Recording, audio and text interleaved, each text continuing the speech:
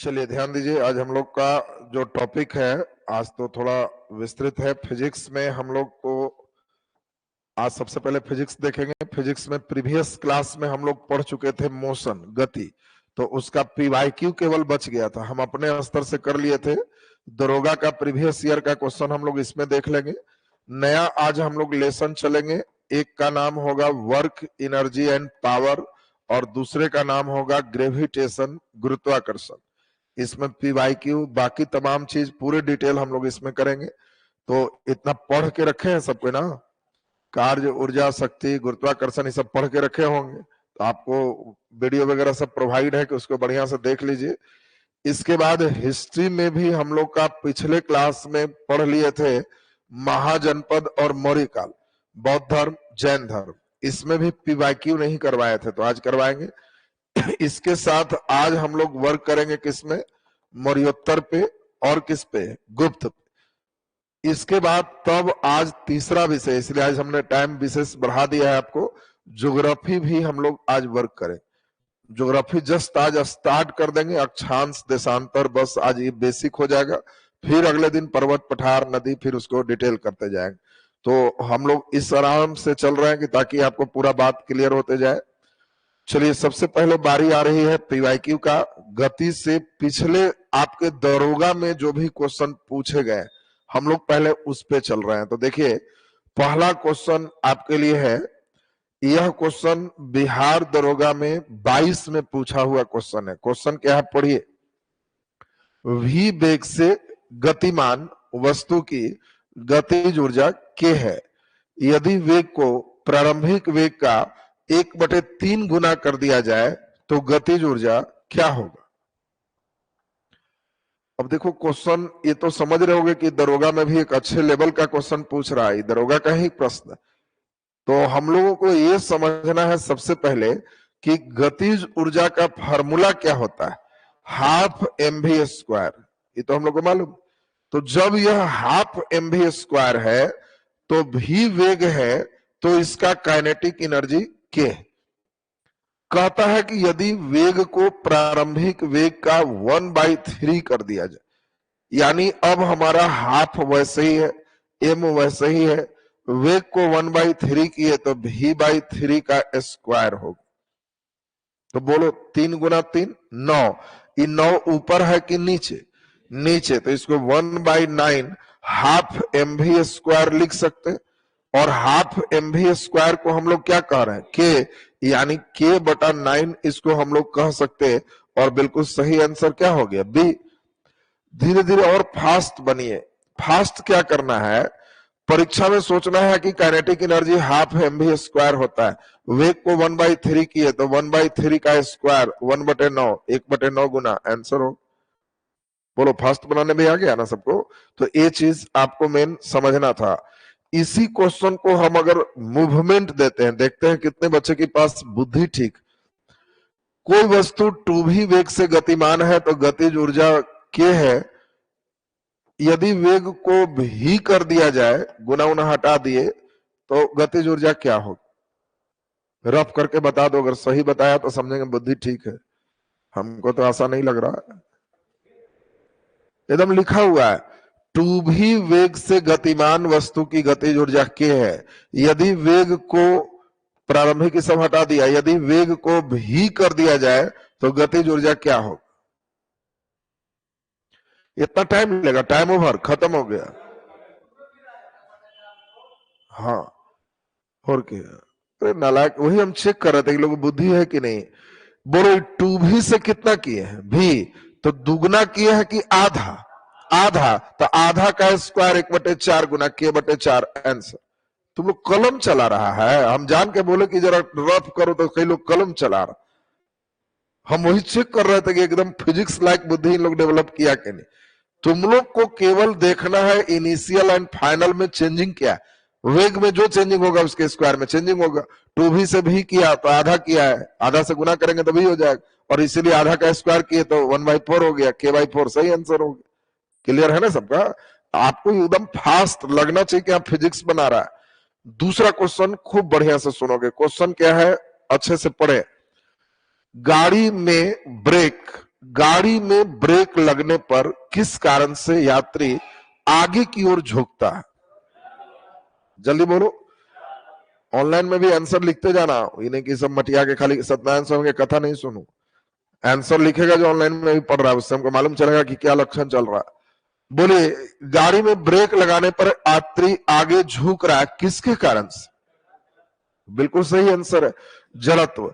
अब इसमें भी तुमको अगर दे दे कि विराम जड़त्व और इसमें दे दे गति जड़त्व, तब क्या होगा?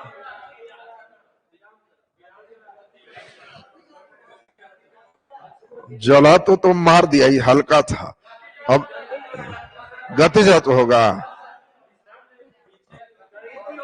पढ़ो, शांति, पढ़ो एक बार बढ़िया से। गाड़ी में ब्रेक लगाने से किस कारण से यात्री आगे की ओर झुकता है? चॉइस में ऐंठन है, गुरुत्व, आवेश, गति जड़त्व, विराम जड़त्व। कितने बच्चे गति जड़त्व लगाना चाह रहे हो? गति जड़त्व। और कितने लोग विराम जड़त्व लगाना चाह रहे हो? अच्छा, जड़त्व क्या है? अवस्था बनाए रखने का गुण है। गाड़ी आगे के चल रहा है तब ना ब्रेक लगाया, तो शरीर में गति जड़त्व है। ब्रेक मार दिया तो शरीर आधा रुक गया, लेकिन आधा गति जड़त्व के कारण आगे चला गया, तो आगे झुकने का आंसर क्या होगा? गति जड़त्व होगा, विराम नहीं मार। रुका हुआ अचानक चला तो विराम जड़त्व के कारण पीछे झुक गई। तो ये लाइन थोड़ा सा अच्छा क्वेश्चन किया जा सकता है। चलो अगला जल्दी बोलो। ये दरोगा में पूछा हुआ 20 में मुक्त पतन उदाहरण है। शून्य वेग वाली गति का, एक समान वेग वाली गति का, एक समान त्वरण वाली गति का, असमान त्वरण वाली गति का। बड़ा शानदार क्वेश्चन है। एक समान त्वरण, ठहरो, चलो आज उल्टा बैठ गया। चलो तुम खड़ा हो जल्दी, बोल। एक समान त्वरण कैसे समझाई? बड़ा एक समान त्वरण को समझाओ। मुक्त पतन का मतलब क्या समझे? वो सुन के हवा में तैरने वाला आंसर धरा है, बैठ जाओ। मुक्त पतन का मतलब क्या है? कोई वस्तु को छोड़ दिए तो इसको मुक्त पतन कर, तो छोड़ दिए तो हमेशा गुरुत्वीय त्वरण जी है, बाकी वेग तो बढ़ते ही चला जाएगा। और इसीलिए ये बिल्कुल फ्री फॉलिंग का मतलब है, एक समान त्वरण इसमें जी चलेगा। और ये देखो दरोगा में इतना खतरनाक पूछे हुए क्वेश्चन, देख रहे होगे कितना बढ़िया घुमाया है क्वेश्चन। तुम लोग ध्यान दिया इसलिए एकदम तुरंत मार दिया, नहीं तो बहुत लोग गड़बड़ करेंगे। अगला क्वेश्चन देखो जल्दी से, क्या कह रहा है क्वेश्चन हम लोग का है, कोई वस्तु स्थिर है। सुनते जाना बढ़िया से, क्वेश्चन को पहले ध्यान से सुनना। यदि कोई वस्तु स्थिर है, अनिश्चित वेग से एक सीधी रेखा पर गति कर रही है, उस पर कोई बाह्य बल नहीं लगाया जाए, तो यह अपने प्रारंभिक अवस्था में ही रहती है। यह कथन किसका? न्यूटन गति का पहला नियम। चलो ये बहुत भारी नहीं था। किसी वस्तु का संवेग दुगना कर दिया जाए, गतिज ऊर्जा कितने प्रतिशत की वृद्धि होगी? बोलो। Very good. बोलो, संवेग दुगना कर दिया जाए तो गतिज ऊर्जा संवेग का स्क्वायर चलता है, तो 4 गुना हो जाए, तो वृद्धि कितना होगा? 3, तो 300% सही है आंसर। वृद्धि पूछ रहा है तो इसीलिए 300% वृद्धि होगी। नेक्स्ट क्वेश्चन हम लोग चले, अगला नंबर। निम्नलिखित में कौन सा नियम रॉकेट प्रणोदक में शामिल होता है? बोलो, रॉकेट के प्रणोदक में कौन सा नियम शामिल है? तीसरा, रॉकेट में अगर हो सकता है कि 2 चॉइस भी दे दे, संवेग संरक्षण, तो ये भी सही है। न्यूटन गति का तीसरा नियम, तो ये भी सही है। दोनों दे दिया तो दोनों सही है। नेक्स्ट अब हम लोग चलेंगे, अगला नंबर प्रश्न की बारी चल रहा है। नेक्स्ट क्वेश्चन की बारी चले, ध्यान से समझे। अगला क्वेश्चन क्या कह रहा है उसको ध्यान से सुनोगे। क्वेश्चन क्या है? समय के साथ वेग में परिवर्तन को किससे परिभाषित किया गया है? समय के साथ वेग में परिवर्तन को किससे परिभाषित किया गया है? जल्दी बोलिए। तो वेग परिवर्तन की दर को त्वरण कहते हैं, बिल्कुल सही आंसर है। गतिज ऊर्जा का समीकरण कौन सा है? हाफ mv², सही हो गया। कौन सी भौतिक मात्रा जड़त्व को मापता है? जल्दी बोलिए। आपको समझाया था जितने भारी होगा जड़त्व ज्यादा होगा, और इसीलिए जड़त्व को माप रहा है। रिवर्स क्वेश्चन पूछेगा, घूर्णन गति में द्रव्यमान को कौन मापता है? बोलो। रिवर्स क्वेश्चन, उलट दी। जब कोई वस्तु रोटेशनल मोशन में होता है तो द्रव्यमान किससे मापते हैं? बोलो आंसर। हाँ, तो इसमें जड़त्व ही है, केवल घूर्णन लगा दिए तो इसमें आघूर्ण हो जाएगा, मोमेंट ऑफ इनर्सिया। जब घूमेगा तो द्रव्यमान मापने के लिए जड़त्व आघूर्ण है, रुका हुआ है तो द्रव्यमान किससे है, जड़त्व से है। दोनों बात ध्यान रखना, अच्छा प्रश्न है। न्यूटन गति ने कितने नियम दिए? कई बार ये सब केवल रखता है बच्चों का दिल रखने के लिए, कि बेचारा परेशान ना हो, लगे कि ना दरोगा बनने लायक हम भी हैं। बाकी न्यूटन के कितने नियम है, अगर ये सोच के लग रहा फिजिक्स ठीक है तो मूर्ख हो।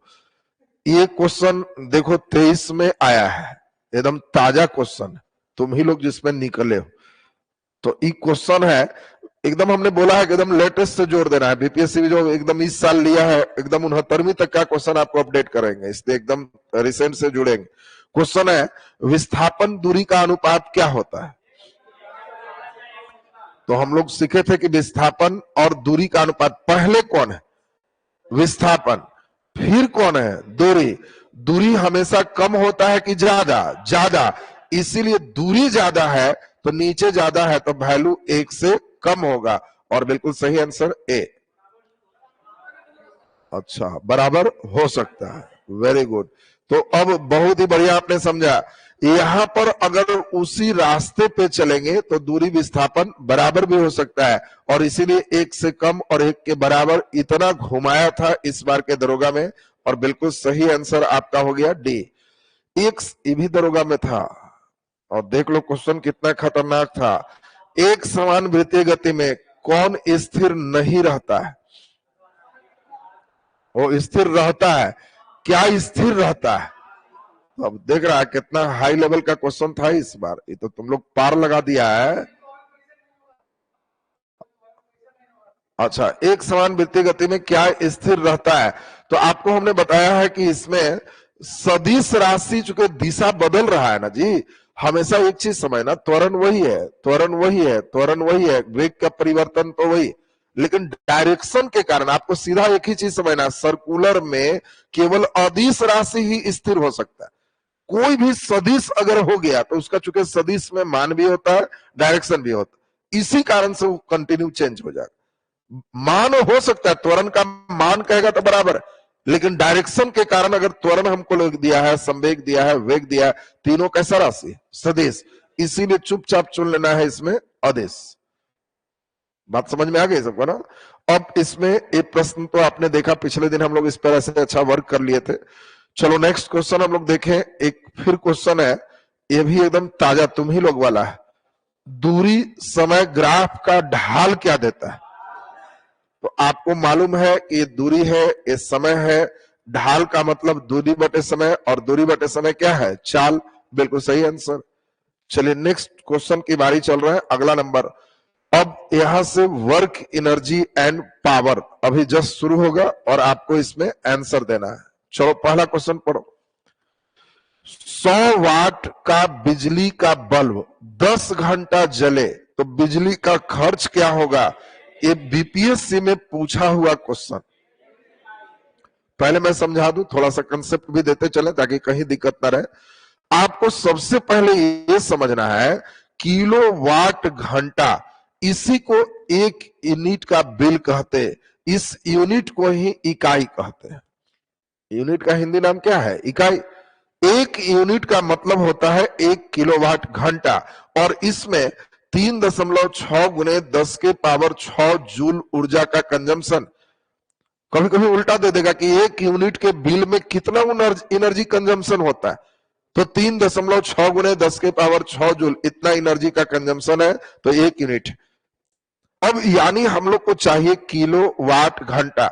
100 वाट का बॉल है तो 100 वाट का बॉल वाट है, 10 घंटा जल रहा है तो घंटा से भी गुना कर दिए, यह बन गया वाट घंटा। वाट घंटा, लेकिन हमको क्या चाहिए? किलो वाट घंटा, तो इसके लिए 1000 से भाग लगा देंगे तो यह किलो वाट घंटा हो गया, और इसका मतलब 1 किलो वाट घंटा 1 इकाई है, तो यहां बचा भी 1 है, तो आंसर 1 इकाई। बोलो कैसे आया? क्लियर है ना सबका? कोई भी वाट देगा, घंटा देगा, गुना करके 1000 से भाग मारो, किलो वाट घंटा, वही बिजली बिल हो जाएगा। नेक्स्ट क्वेश्चन पे चले। अगला क्वेश्चन, अब देखो क्वेश्चन क्या है, कई लड़के को लग रहा होगा कि न्यूमेरिकल पूछता नहीं है, तुम्हारी बुद्धि को केवल चेक करता है।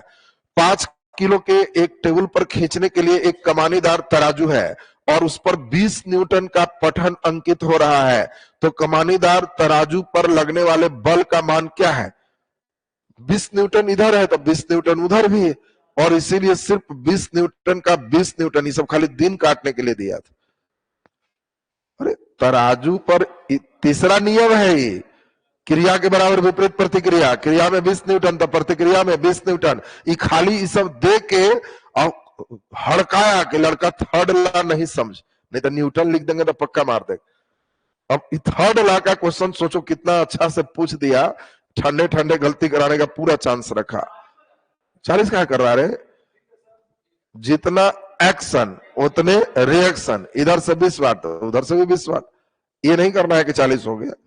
100 वाट के बल्ब, अब देखो क्वेश्चन फिर है, 100 वाट 10 बॉल तो 10 बॉल, 1 घंटा डेली, 1 घंटा डेली, 1000 से भाग लगा दिए, कितना यूनिट हो गया? 1 यूनिट। एकदम लगता है बीपीएससी 1 यूनिट पर एकदम फिदा था।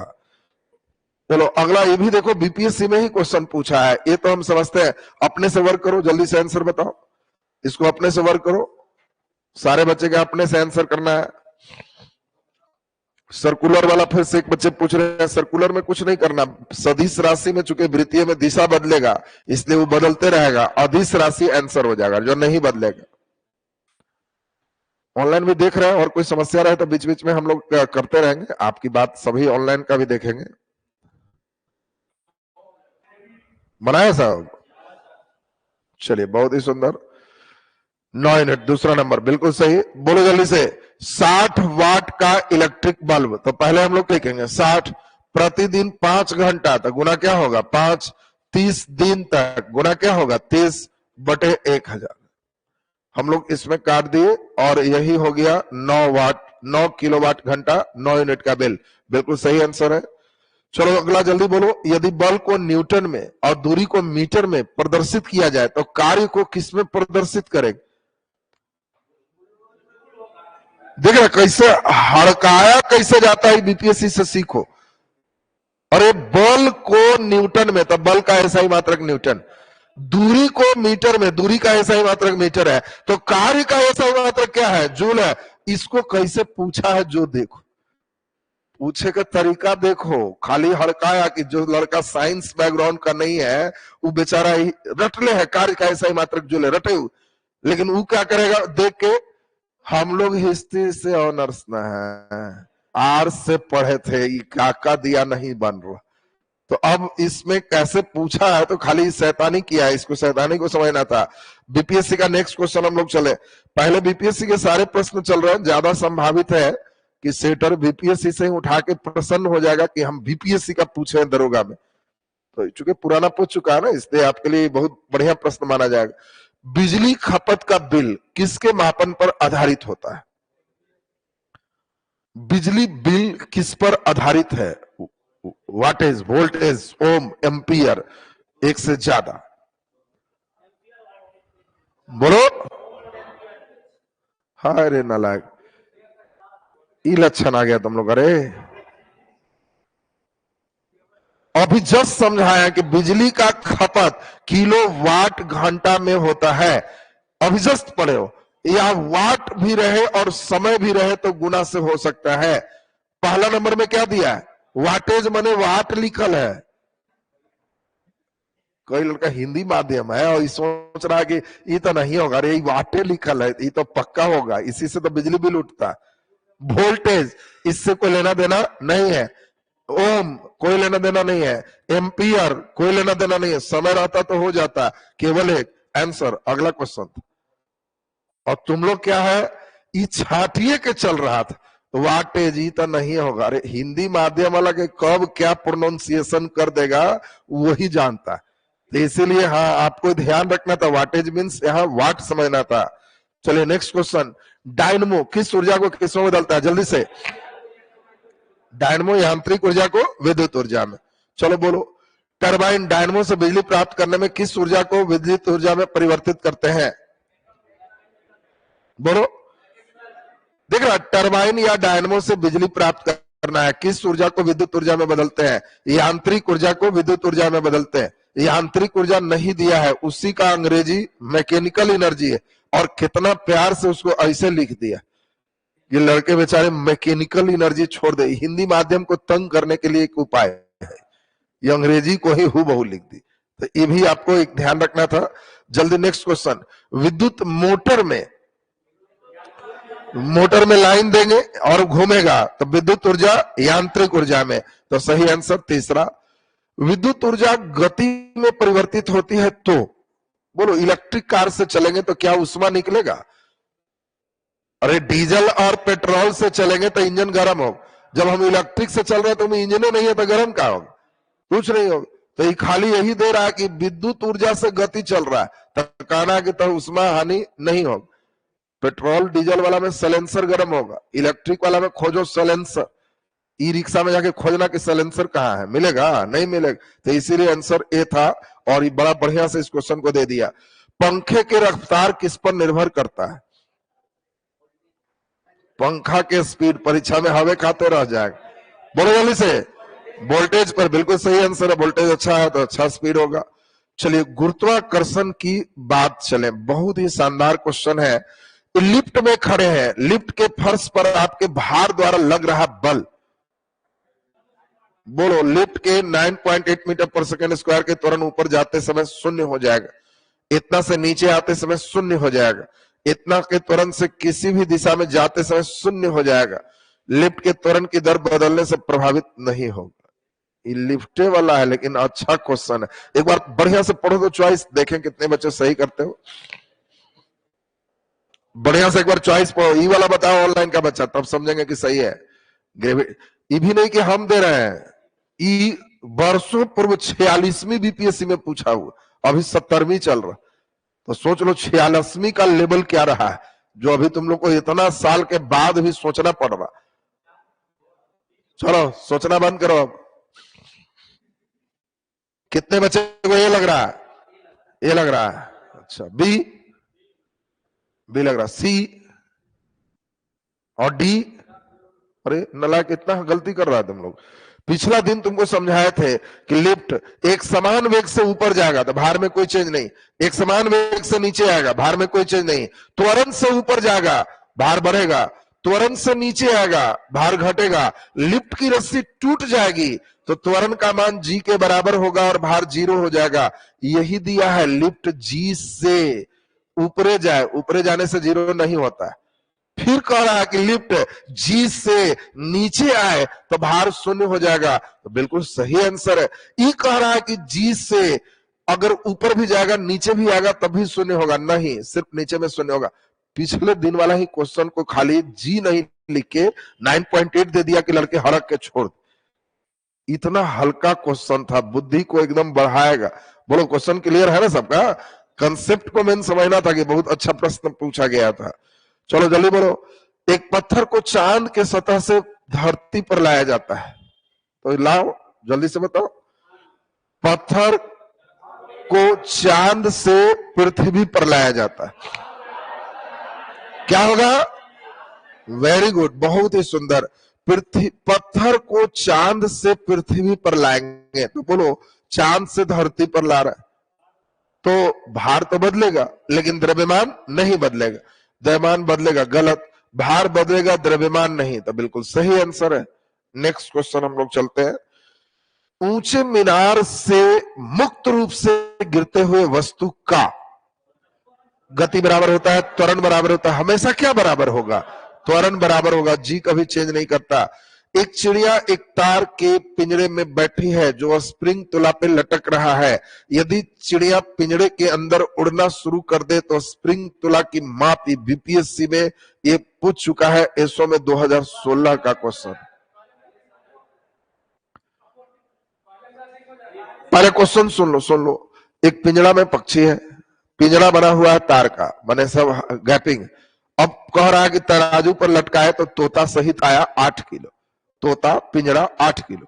अगर तोता पिंजरा बड़ा था, उड़ना शुरू कर दिया तो वजन बोलो अपरिवर्तित रहेगा, कम होगा, अधिक होगा वही रहेगा। कितने बच्चे को लग रहा है कि इसमें अपरिवर्तित रहेगा? अच्छा, कितने को लग रहा है कम होगा? कम होगा क्योंकि उड़ गया है। अच्छा, कितने को अधिक लग रहा है? अधिक लग रहा है। वेरी गुड, बहुत सुंदर। सुन लो एकदम होश में। बीपीएससी में पूछा हुआ क्वेश्चन है, बहुत बढ़िया क्वेश्चन है। हम अनुमान नहीं किए थे, क्वेश्चन हम पूरा नहीं देखे थे। क्वेश्चन चूंकि जो सेट किया था सीधे भेज दिया था, तो हम केवल अरेंज करके आपको लगाए। क्वेश्चन बहुत ही शानदार है। पिंजरा पर डिपेंड करेगा। पिंजरा अगर लोहा का है, नीचे बंद है तो भार बढ़ेगा क्योंकि हवा का प्रेशर ज्यादा है। पिंजरा अगर जालीनुमा है, कुछ नहीं बोलेगा, तार से बना है, जालीनुमा है, तो कोई परिवर्तन नहीं हो। हवा से बढ़ेगा तो जितना वजन था उतने उड़ने के लिए उतने हवा मार रहा, तो इसीलिए वही का वही रह रहा। नीचे अगर बंद रहेगा, हाँ ध्यान दीजिए, नीचे अगर आपको बंद रहेगा, वही अब तुम तराजू सोच रहा है मुर्गा क्या, तो बंद है, बंद रहेगा तो बढ़ जाएगा। यहां इसीलिए तार का पिंजरा दे रहा है, तो इसमें अपरिवर्तित रहेगा। अब तुमको साफ लिखे कि पिंजरा का निचला भाग बंद है, तब पहले बढ़ेगा फिर घटेगा। बात समझ रहा ना? तो क्वेश्चन बहुत अच्छे लेवल का ही प्रश्न है। अगला नंबर क्वेश्चन हम लोग चले, जल्दी बताओ। हाँ, पूरा बंद का सिस्टम अगर नीचे भी है तो हवा का प्रभाव कहां पड़ेगा? नीचे, तो इसलिए नीचे भी बंद बोलेगा तो पहले भर के अब फिर घटा देना। कुछ नहीं, खाली तार से बना है तो अपरिवर्तित। अगला क्वेश्चन जरा जल्दी से बनाओ। एक वस्तु का भार पृथ्वी के सतह पर 100 न्यूटन है, इसका भार चंद्रमा के सतह पर कितना होगा? अब बताओ जल्दी से कितना होगा? हाँ वेरी गुड। यहां देखो भार है, अब तुमको मालूम है चंद्रमा पर भार 1/6 हो जाता है, तो 16 गुना 6 96 होगा, 16 आंसर हो गया। कई लड़का को शुरू से आदत कटे वाला रहता है, ये देखो बिना कटे वाला दे दिया। और बीपीएससी 65वीं का दिव्यांग वाले लोग के लिए अलग से परीक्षा था जिसमें ये क्वेश्चन पूछा गया था। क्वेश्चन जल्दी। यांत्रिक ऊर्जा गतिज ऊर्जा और ... का संयोजन है। बोलो, यांत्रिक ऊर्जा गतिज और किसको मिलाने से बनेगा? स्थितिज ऊर्जा। निम्नलिखित में कौन सी भौतिक राशि कार्य की दर है? कार्य करने की दर को शक्ति कहते हैं। 1 बिल्कुल सही आंसर है। चलिए नेक्स्ट क्वेश्चन की बारी आ रहा है। बहुत ही बढ़िया, देखना है कितने बच्चे एकदम सही करते जा रहे हो। चलिए क्वेश्चन हम लोग नेक्स्ट चले, देखना है क्वेश्चन। पहले बढ़िया से सुनो। जब एक वस्तु चल रही है, गति को दुगनी की जाती है, तो गतिज ऊर्जा कितना गुना हो जाएगा? 4 गुना की 3 गुना? 3 गुना। अच्छा, ध्यान से सुनो। अब गतिज ऊर्जा दुगनी हो जाती है, समान रहती है, चरगुनी बढ़ती है कि तिगुनी बढ़ती है? कितना बढ़ती है? 3 गुना बढ़ती है। अच्छा, ये सोच रहा है 4 गुना बढ़ती है। हाँ सुनो जरा, कितना गुना हो जाती है तो 4 गुना सही आंसर है। कितना गुना बढ़ जाती है तो 3 गुना बढ़ जाती है। पहले से तो हाफ में स्क्वायर था ही, 4 में वो घटा तो 3 गुना बढ़ गया पहले से। अब यहां शब्द बढ़ जाती है इसलिए 3 गुना है। सिर्फ कहता 4 गुना होगा कि 3 गुना होगा, तो 4 गुना हो। इस पे ध्यान देना, बहुत अच्छा शब्द था। पिंड की गति दुगनी की जाए, त्वरण दुगना होगा, संवेग दुगना होगा, गतिज ऊर्जा दुगना होगा, स्थितिज ऊर्जा दुगना होगा। बड़ा खतरनाक क्वेश्चन दे दिए। बोलो जल्दी से।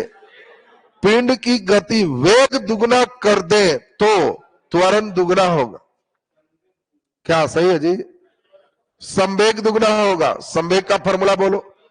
P बराबर mv। वेग दुगना करेंगे संवेग दुगना होगा, और सही आंसर 2। नेक्स्ट क्वेश्चन अगला नंबर है। गतिशील पिंड का वेग आधा करने से गतिज ऊर्जा, बिल्कुल समझ रहा है, v² है तो 1/4, और सही आंसर चौथाई। बोलो, चलती गाड़ी में बैठे आदमी की ऊर्जा। बोलो, गाड़ी चल रही है, आदमी बैठा है, कौन ऊर्जा है? कौन होगा? दोनों। बिल्कुल सही है। अरे नालायक, स्थितिज करता है, व्यक्ति में स्थितिज है, गाड़ी चल रही है तो गतिज है, और इसीलिए हो गया दोनों। सी बिल्कुल सही आंसर है। कोई वस्तु बल की दिशा में 1 मीटर की दूरी 1 न्यूटन बल के से चलती है, तो कार्य की मात्रा क्या है? W बराबर क्या फॉर्मूला? Fs। 1 मीटर की दूरी 1 न्यूटन, इसमें सॉरी इसमें दिया क्या क्या, 1 मीटर की दूरी 1 न्यूटन के बल से किया जाता है, और दोनों कार्य की मात्रा बताना है, बल की दिशा में चल रहा है, यानी cos थीटा का मान क्या है 0, और cos 0 क्या होता है 1, इसीलिए तुम्हारा भाग्य अच्छा हो गया 1। हमारे जैसा सेटर रहता तो खाली यहां लिख देता कि बल के लंबवत, बस इतने लिखना, घोलटना पक्का है। खाली हल्का स्पिन कर देगा ना सेटर, वो अच्छा लड़का घोलट जाएगा। खाली लिख देगा जब कोई वस्तु बल के लंबवत 1 मीटर की दूरी पर 1 न्यूटन बल से चलती है तो कार्य की मात्रा होगा, और इसी में 1 हटा के 0 कर दिया तो लड़का बेचारा फार्मूला लगा के 1 ले आएगा, और यहां पढ़ेगा नहीं कि लंबवत है तो cos 90 0, ये 0 हो जाएगा। इसमें बल के दिशा में था, इसलिए तुम्हारा जतरा सेट कर गया, 1 सही था। बोलो स्थितिज ऊर्जा और गतिज ऊर्जा के योग को क्या कहते हैं? क्या होगा? यांत्रिक ऊर्जा, बिल्कुल सही। यदि एक वस्तु का संवेग 3 गुना कर दी जाए तो गतिज ऊर्जा, एक बात हमेशा ध्यान रखना, काइनेटिक एनर्जी जो है उस संवेग का स्क्वायर चलता है। तो बोलो जल्दी, संवेग को 3 गुना कर दिए तो 3 3 आई 9 गुना हो जाएगा, तो 9 गुना हो जाएगा, सही आंसर है। वृद्धि रहता तब 8 गुना बढ़ता। तो चलिए बहुत ही बढ़िया। नेक्स्ट क्वेश्चन अगला देखें, देखो कितना अच्छा क्वेश्चन पूछा है। अब हम ब्रेन चेक कर लें, खड़ा हो जाओ तो, और तुम्हारी बुद्धि से चेक करके इसका आंसर दो।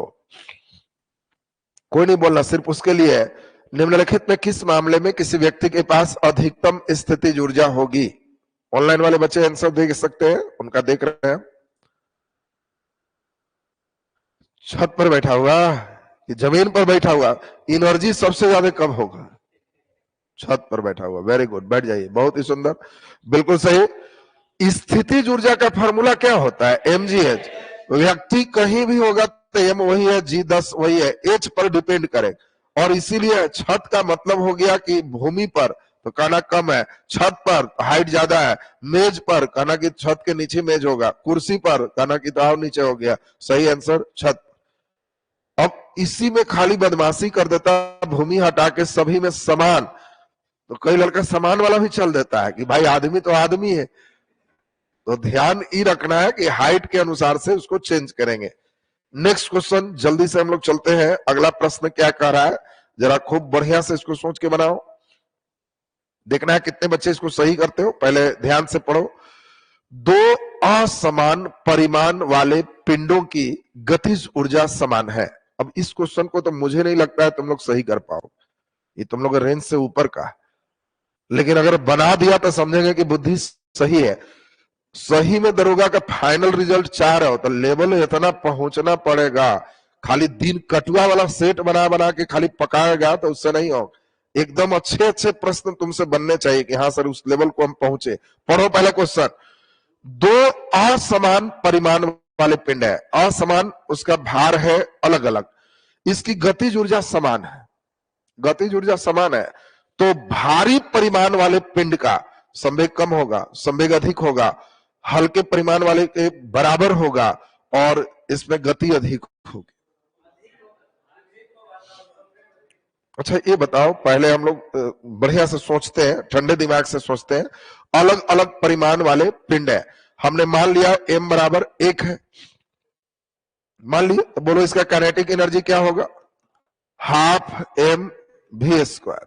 हमने मान लिया इसका वेग 2 है, या अभी 2 नहीं मानते, कुछ ऐसा मानेंगे जिससे हमको पूरे पूरे आ जाए। दूसरा नंबर पिंड मानते हैं कि इसका भार ही 2 है, तो बोलो काइनेटिक एनर्जी क्या होगा? Half m v square. अच्छा चलो एकदम आसान हम लोग सोच लेते हैं, तो 2 से 2 तो कट गया हमारा। कहता है कि इसकी गतिज ऊर्जा समान है, इसमें हमारा मास कितना माने थे? 1, तो हाफ गुना 1 गुना वेग 2 मान लेते हैं, तो 2 गुना 2। बोलो इसका काइनेटिक एनर्जी कितना है? 2 है। बोलो इसका काइनेटिक एनर्जी 2 लाना है तो वेग क्या होगा? √2 होगा, और इसका वेग √2 होगा, तो बोलो √2 का मतलब 1.4 है। बोलो इसका संवेग क्या होगा? 2 गुना 1 माने, जल्दी बोलो 2, इसका संवेग क्या होगा? 2.8, यानी भारी वस्तु का संवेग कम है कि ज्यादा? जल्दी बोलिए, ज्यादा। हम लोग सिर्फ तुलना कर ले हैं, ऐसे क्वेश्चन को बनाना कैसे चाहिए ई समझा रहे। परीक्षा हॉल में अपने से एक उदाहरण ले लो ताजा ताजा, और जो कह रहा है उस पर रिहर्सल मारो। अभी कह रहा है कि इसमें क्वेश्चन में है तो भारी परिमाण वाले पिंड का, तो हम लोग इनसे मिलेंगे। बोलो कम संवेग होगा, बोलो संवेग कम होगा कि ज्यादा? ज्यादा होगा तो ये नहीं होगा। अधिक संवेग होगा तो सही आंसर है कौन सा? दूसरा। काम खत्म। आपको एक उदाहरण लेकर के सीधे सीधे उस पर निकल जाना है। अगला क्वेश्चन जल्दी से बनाओ। 5 किलो और 10 किलो द्रव्यमान के दो इस्पात की गेंद की गतिज ऊर्जा समान है। फिर वही आ रहा है, गतिज ऊर्जा समान है। यदि संभावना हो तो कौन सी गेंद तेजी से गति कर रहा है?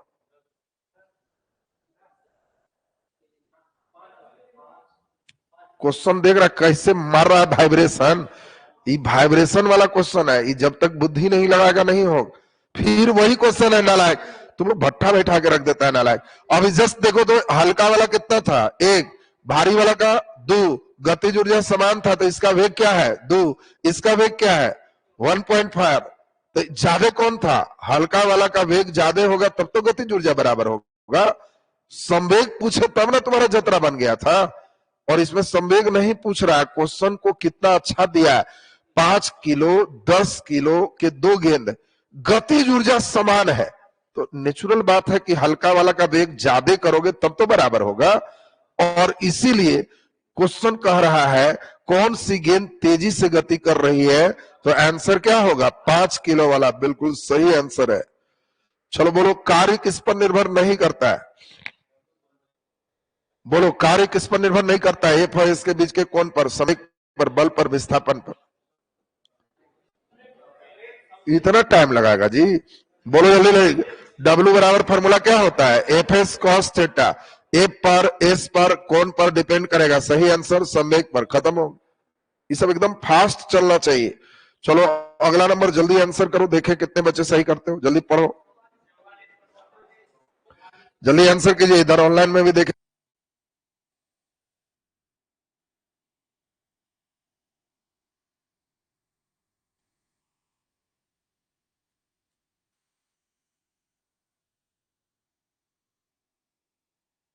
वाह, ये सब क्वेश्चन देखते ही सब एकदम टन टन मार दिया।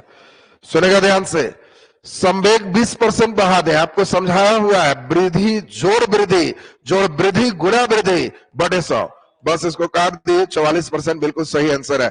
कमी रहता, कमी जोड़ कमी, घटाओ कमी, गुना कमी बटे 100, निकल जाएंगे हम लोग।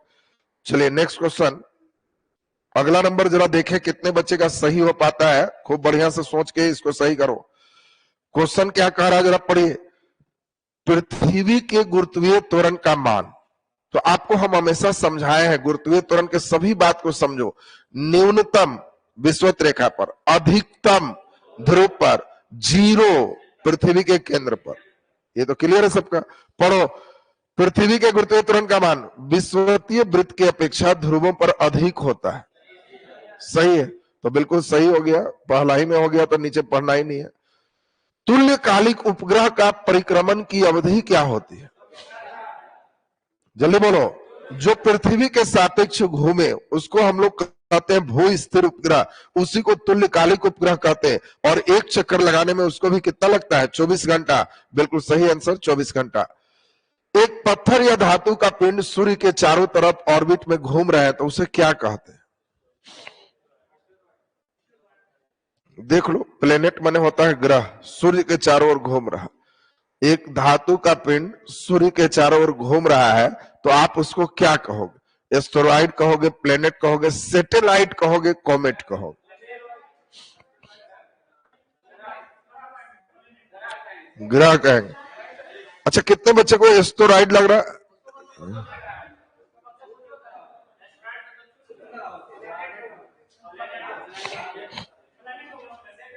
अच्छा, कितने लोग को प्लेनेट लग रहा?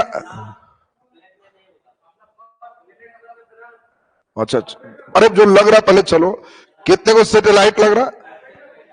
हाँ, ऑर्बिट में ही घूम रहा। कितने को कॉमेट लग रहा? तुम लोग का ये लक्षण खराब है रे। पहले ध्यान दीजिए, कॉमेट मतलब क्या होता है? वेरी गुड, उल्का पिंड। और सूर्य के चारों ओर घूमने वाले छोटे छोटे पिंड को उल्का पिंड कहते हैं। बिल्कुल सही आंसर, कमेंट है। अरे प्लेनेट के लिए साइज बहुत बड़ा होना चाहिए। देख रहा प्लूटो तो घूम रहा, जिसको तो प्लेनेट से हम लोग हटा दी। आई क्वेश्चन में साफ कह रहा है पत्थर या धातु के पिंड, तो उसको प्लेनेट तुम कहेगा। साफ क्वेश्चन में इशारा कर रहा है कि बाबू बहुत बड़ा मत सोचो, इशारा कर रहा है, कह रहा है कि एकदम छोटा पिंड है और सूर्य के चारों तरफ ऑर्बिट में घूम रहा है। तो आपको समझना है कि वो सर समझ गए, इसका मतलब कमेंट बिल्कुल सही आंसर है उल्का पिंड। अब देखिए उल्का पिंड ये बिल्कुल सही आंसर था, लड़के कहां कहां मार रहे थे। चलो जल्दी अगला क्वेश्चन बोलो। यदि पृथ्वी और सूर्य के बीच की दूरी वर्तमान दूरी की दुगनी हो जाए तो सूर्य द्वारा पृथ्वी पर निष्पादित गुरुत्वाकर्षण बल कितना गुना हो जाएगा? बल हमेशा ध्यान रखेगा कि बल हमेशा दूरी का स्क्वायर चलता है, उल्टा में दूरी को दुगना कर दे, दो दूनी 4, चौथाई हो जाएगा। और सही आंसर डी। गुरुत्वाकर्षण के ब्रह्मांडीय नियम के आविष्कार कौन किया? बोलो जल्दी। कोपरनिकस। नालायक न्यूटन।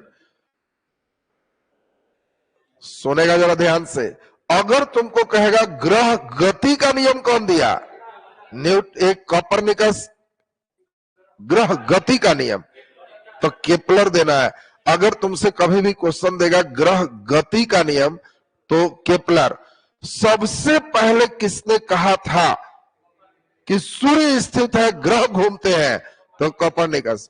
कोपरनिकस तब मारना जब कहेगा सूर्य स्थिर है और ग्रह घूमते हैं, तो आंसर कोपरनिकस हो जाएगा। फिर अगर तुमको कहेगा कि ग्रह का गति नियम कौन दिया? केपलर। सबसे पहले दूरबीन से देखा कौन? गैलीलियो। किसने ब्रह्मांड के गुरुत्वाकर्षण का नियम दिया? न्यूटन। न्यूटन के गुरुत्वाकर्षण नियम हम लोग पूरे पढ़े, तो ये पूरा नियम हम पढ़ लिया और अंतिम में कोपरनिकस मार दे रहा। क्वेश्चन पर एकदम ध्यान देना, वाइब्रेशन को समझो, यही सब लैक नहीं करना है आपको। चलिए नेक्स्ट, अगला नंबर हम लोग चल रहा है। क्वेश्चन ध्यान दीजिए क्या कह रहा है, जरा खूब बढ़िया से समझोगे। क्वेश्चन हमने भर पेट रखा है कि इस लेसन को जो पढ़ा दिए तो तुम्हारे घर में कोई किताब न रहे जिसमें इस लेसन से इससे भारी कोई क्वेश्चन। जो लेसन पढ़ा दे रहा है ना, तो अपने घर का किताब उलटना तो वैसे ही फेंक दोगे कि इससे अच्छा तो इधरे वाला देख लेते, ठीक है ना, वो वैसे ही बन जाएगा। तो इसीलिए एमसीक्यू के साथ साथ बीपीएससी, बीपीएससी के साथ साथ तब थोड़ा सा लेवल इसका चढ़ा रहा है। क्वेश्चन सुनो। किसी पिंड का वजन पृथ्वी के केंद्र में कितना होता है? जल्दी बोलो। केंद्र पर हमेशा गुरुत्वीय त्वरण शून्य है, शून्य होगा। सर्वप्रथम सार्वभौमिक गुरुत्वाकर्षण स्थिरांक के मान को कौन बताया था? जल्दी बोलिए। कैवेंडिश। पिछले दिन हम लोग कैवेंडिश की बात देखे थे, जी का मान इसी ने बताया। कृत्रिम सैटेलाइट के अंदर व्यक्ति भारहीन महसूस करता है क्योंकि पृथ्वी के आकर्षण का बल उस स्थान पर शून्य होता है, चंद्रमा के आकर्षण बल द्वारा संतुलित होता है, अभिकेंद्री बल के समान होता है, सैटेलाइट के विशेष डिजाइन के कारण प्रभावहीन हो जाता है।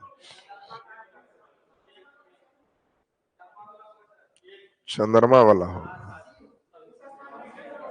अरे नालायक, उस स्थान पर आकर्षण क्या है? शून्य है। आकर्षण शून्य है, जी का मान शून्य हो गया, तो इसलिए एमजी बराबर क्या हो गया? शून्य, भारहीन हो जाए। तो इसलिए आपको ध्यान रखना था। शरीर का वजन पृथ्वी के सतह के सभी जगह समान होता है, ध्रुव पर अधिकतम होता है। बोलो वजन अधिकतम कहां होगा? ध्रुव पर। बिल्कुल सही आंसर है। जी का मान अधिकतम होता है ध्रुव पर अधिकतम, न्यूनतम कहता तो विषुवत रेखा पर, जीरो कहता तो केंद्र पर। इतना दूर फिजिक्स था। तो ये माना जाए कि फिजिक्स में यहां तक क्लियर हो गए हो। कल फिजिक्स में मैकेनिक्स का अंतिम चलेगा, कल मैकेनिक्स पूरा खत्म। इसके बाद तब एक दिन पूरा आपको लेके चलेंगे हीट, फिर एक दिन पूरा चलेगा आपका लाइट, फिर एक दिन चलेगा साउंड, फिर एक दिन चलेगा करंट। फिजिक्स खत्म हो जाएगा, तब फिर शुरू करेंगे केमिस्ट्री। बात समझिए, इसीलिए स्टेप हम रखे हुए कि आपका उस स्टेप में चले। अगर लग जाएगा कि परीक्षा में कोई सुगबुगाहट नहीं है, तो जो विषय सबसे भारी है उसको पढ़ाते हुए एमसीक्यू करेंगे। अभी तो हम मान के चल रहे हैं कि 25 का एग्जाम हो जाएगा, तो इसलिए अभी उस अनुसार से चल रहा। लगेगा कि हाँ इसमें टाइम टेकन अप फॉर, और हम लोग का आगे का प्रोसेस के लिए 20 दिन तो उसको भी तैयारी में लगेगा। ये थोड़े है अचानक सोते उठेंगे कहेगा आ जाओ कल परीक्षा है। उसको भी समय लगेगा ना, उस सेंटर पर चिट्ठी भेजेगा, कुछ भेजेगा। आजकल के लड़के इतने तेज हैं कि उस सेंटर पर चिट्ठी भेजता है तो वह व्हाट्सएप पर आ जाता है। एक लड़का के पास भी आ जाए तो बस उस सब के पास फैला ही देता। तो इसीलिए हम लोग के पास वो सब चिट्ठी आ जाएगी, एहसास हो जाएगा कि परीक्षा कब है, हम लोग उसी अनुसार से टर्न करेंगे। अभी जिस अनुसार से चल रहे, आप सबसे द बेस्ट तैयारी का मेथड पे चल रहे हो। अगर तुम सही में हमारे द्वारा बताए रास्ते पे चल रहे हो, उतना वीडियो देख रहे हो, उतना पीडीएफ देख रहे हो और ये कर रहे हो, तो रिजल्ट पक्का है, इसमें कोई शक नहीं। क्योंकि 100 में 99 लड़का जो पास है वो इस एक्टिविटी को नहीं कर रहा, उसकी एक्टिविटी वही सरियल पकियल अपना सिस्टम पे है। तो आपको जितना हो एक प्री प्लान सिस्टम होना चाहिए कि हमको इस दिन लेसन, इस दिन इलेक्शन, इतने विषय इस दिन में खत्म हो जाना चाहिए, और उसके लिए अच्छे लेवल पर जो दिमाग में मूवमेंट है वो हो जाना चाहिए। वो है तो रिजल्ट है तुम्हारा। चलिए अब जल्दी से हम लोग देखें, नेक्स्ट की बात करें। अब हिस्ट्री की बात चल रहा है। हिस्ट्री में सारे बच्चे को खूब बढ़िया से समझना है। बौद्ध धर्म पिछले क्लास हम करवाए थे, बहुत अच्छा प्रश्न हुआ था, केवल एमसीक्यू नहीं, पीवाईक्यू नहीं किए थे, तो आज पीवाईक्यू दरोगा का कर रहे हैं। जातक पवित्र ग्रंथ है, दरोगा में 8 में पूछा है, किसका? बौद्ध धर्म का। हमने आपको सिखाया था कि इसमें थोड़ा सा लेवल बढ़ाए, तो लेवल बढ़ाने में आपको याद होगा कि जातक किस पीठक से संबंधित? सूत पिटक, क्योंकि सूत पिटक में बुद्ध के जीवनी है और जातक में भी पूर्व जन्म की कहानी है, तो इसलिए जीवनी से रिलेटेड है सूत पिटक। फिर हमने बताया था सूत पिटक में अलग अलग निकाय है, तो ये जातक किस निकाय से संबंधित है? मध्यम निकाय की, दीर्घ निकाय की, खुदक निकाय? तो आंसर क्या था? खुदक निकाय। अब आपको बताया था कि खुदक निकाय, लड़के क्या करेंगे, उनको खुदक निकाय के साथ अंगुत्तर निकाय दे देगा तो पक्का मार देगा, और घरे आ गए तो उसको समझाएंगे कि बाबू अंगुत्तर निकाय में 16 महाजनपद न था जी। आ सर जा, हमारा सुना हुआ है वो खाली यही लग रहा है, तो इसीलिए होश में रहना। अंगुत्तर निकाय नहीं होकर जातक किससे संबंधित है? खुदक निकाय। भगवान बुद्ध का जन्म लुम्बिनी में हुआ। लुम्बिनी कहा? जल्दी बोलिए। नेपाल में। Very good. बुद्ध के संवाद की भाषा क्या थी? तो पाली। बुद्ध का संवाद किसमें है? पाली। चतुर्थ बौद्ध संगीति किसके शासन काल में हुआ? तो कनिष्क के शासन काल में हुआ। नेक्स्ट, दरोगा में ही सारे प्रश्न पूछे हुए हैं, तो इससे लग रहा है कि दरोगा में आपका बौद्ध जैन पे अच्छा क्वेश्चन है। क्वेश्चन पे हम लोग फिर देखें, कनिष्क के शासन काल में बौद्ध संगीति का आयोजन कहां हुआ था? कहां हुआ? कश्मीर में। नेक्स्ट क्वेश्चन, भगवान बुद्ध के महापरिनिर्वाण के बाद पहली बौद्ध संगीति हुई? तो ये तो ऐसे ही लिख दिया, राजगीर, दूसरा वैशाली, तीसरा पाटलिपुत्र और चौथा कश्मीर। भगवान बुद्ध को ज्ञान की प्राप्ति कहां हुई? बोध गया में। बिल्कुल सही। अगला नंबर, बौद्ध धर्म में उपदेश देने हेतु किस भाषा का प्रयोग किया गया? पाली। गौतम बुद्ध ने धर्म चक्र परिवर्तन कहां से आरंभ किया? कहां से? धर्म चक्र परिवर्तन का मतलब प्रथम उपदेश, और प्रथम उपदेश कहां दिए? सारनाथ। बिल्कुल सही आंसर, सारनाथ। त्रिपिटक धार्मिक ग्रंथ है बौद्ध धर्म का। त्रिपिटक में हम लोग पढ़ चुके हैं। सबसे बड़ा पिटक कौन है? सुत पिटक। सबसे छोटा पिटक कौन है? विनय पिटक। सुत पिटक संबंधित किससे है? गौतम बुद्ध के जीवन से संबंधित है। विनय पिटक बौद्ध भिक्षुओं के नियम है। और जल्दी बताओ, सुत पिटक और विनय पिटक के बाद अभिधम पिटक, वो बौद्ध फिलॉसफी है, बौद्ध दर्शन। बौद्ध दर्शन कहेगा तो अभिधम पिटक हो जाएगा। चलिए, जैन धर्म का पीवाईक्यू देखें। जैन धर्म के अंतिम तीर्थंकर महावीर की मृत्यु कहां हुई? जल्दी बोलिए। पावापुरी में। निम्नलिखित में कौन जैन के 23वें तीर्थंकर थे? पारसनाथ। दरोगा वाले थोड़ा 23वें पर ज्यादा मेहरबान रहे हैं। देखो फिर ये 18 में भी पूछा, जैन धर्म के 23वें तीर्थंकर कौन थे? पारसनाथ। 19 में भी पूछा, तीसरे जैन तीर्थंकर कौन थे? संभवनाथ। आपको बताया थे पहला, दूसरा, तीसरा, नीचे 22, 23, 24 एकदम रोटन चाहिए। और आप सारे बच्चे को याद करवाए थे कि पहला नंबर कौन थे? ऋषभदेव। ऋषभदेव का प्रतीक क्या था? साढ़। ऋषभदेव का क्या है? साढ़। दूसरा अजीतनाथ। और जीतना किससे था? हाथी। संभवनाथ। घोड़ा से भी संभव था कि पहले लोग जीत जाता था, ऐसे पक्का जीतता है अजीत, तो ये हाथी। नीचे ये प्रतीक भी समझाए थे। 22वां नंबर अरिस्तनेमी, प्रतीक शंख। 23वां पार्श्वनाथ, प्रतीक सर्प। और 24वां महावीर सिंह, प्रतीक थे। ये तीसरे पूछे हैं, तो बिल्कुल सही आंसर क्या हो गया? संभवनाथ। संभवनाथ का प्रतीक क्या है? घोड़ा। चलिए बहुत ही बढ़िया। नेक्स्ट हम लोग चले अगला नंबर, जैन धर्म का 23वां तीर्थंकर। 23वां पर कितना खुश है जो समझ रहा है। अब ये तो सोच रहा था कि बच्चे फिर क्वेश्चन नहीं जान रहे हैं, लेकिन आप लोग देख रहे हैं पारसनाथ। अब क्वेश्चन पूछा जाए उल्टा, पारसनाथ कहां के राजा के बेटा थे? काशी। काशी के राजा कौन थे? अश्वसेन।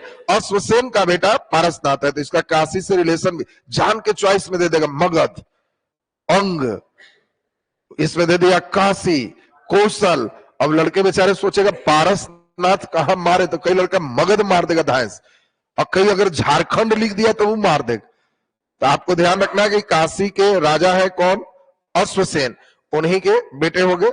महाजनपद काल का पीवाईक्यू देखें। महाजनपद भी पिछले क्लास में आपको पूरा क्वेश्चन करवा दिए थे। अब मेन हिस्ट्री में मेन मन लगेगा, कारण कल एंशिएंट खत्म हो जाएगा।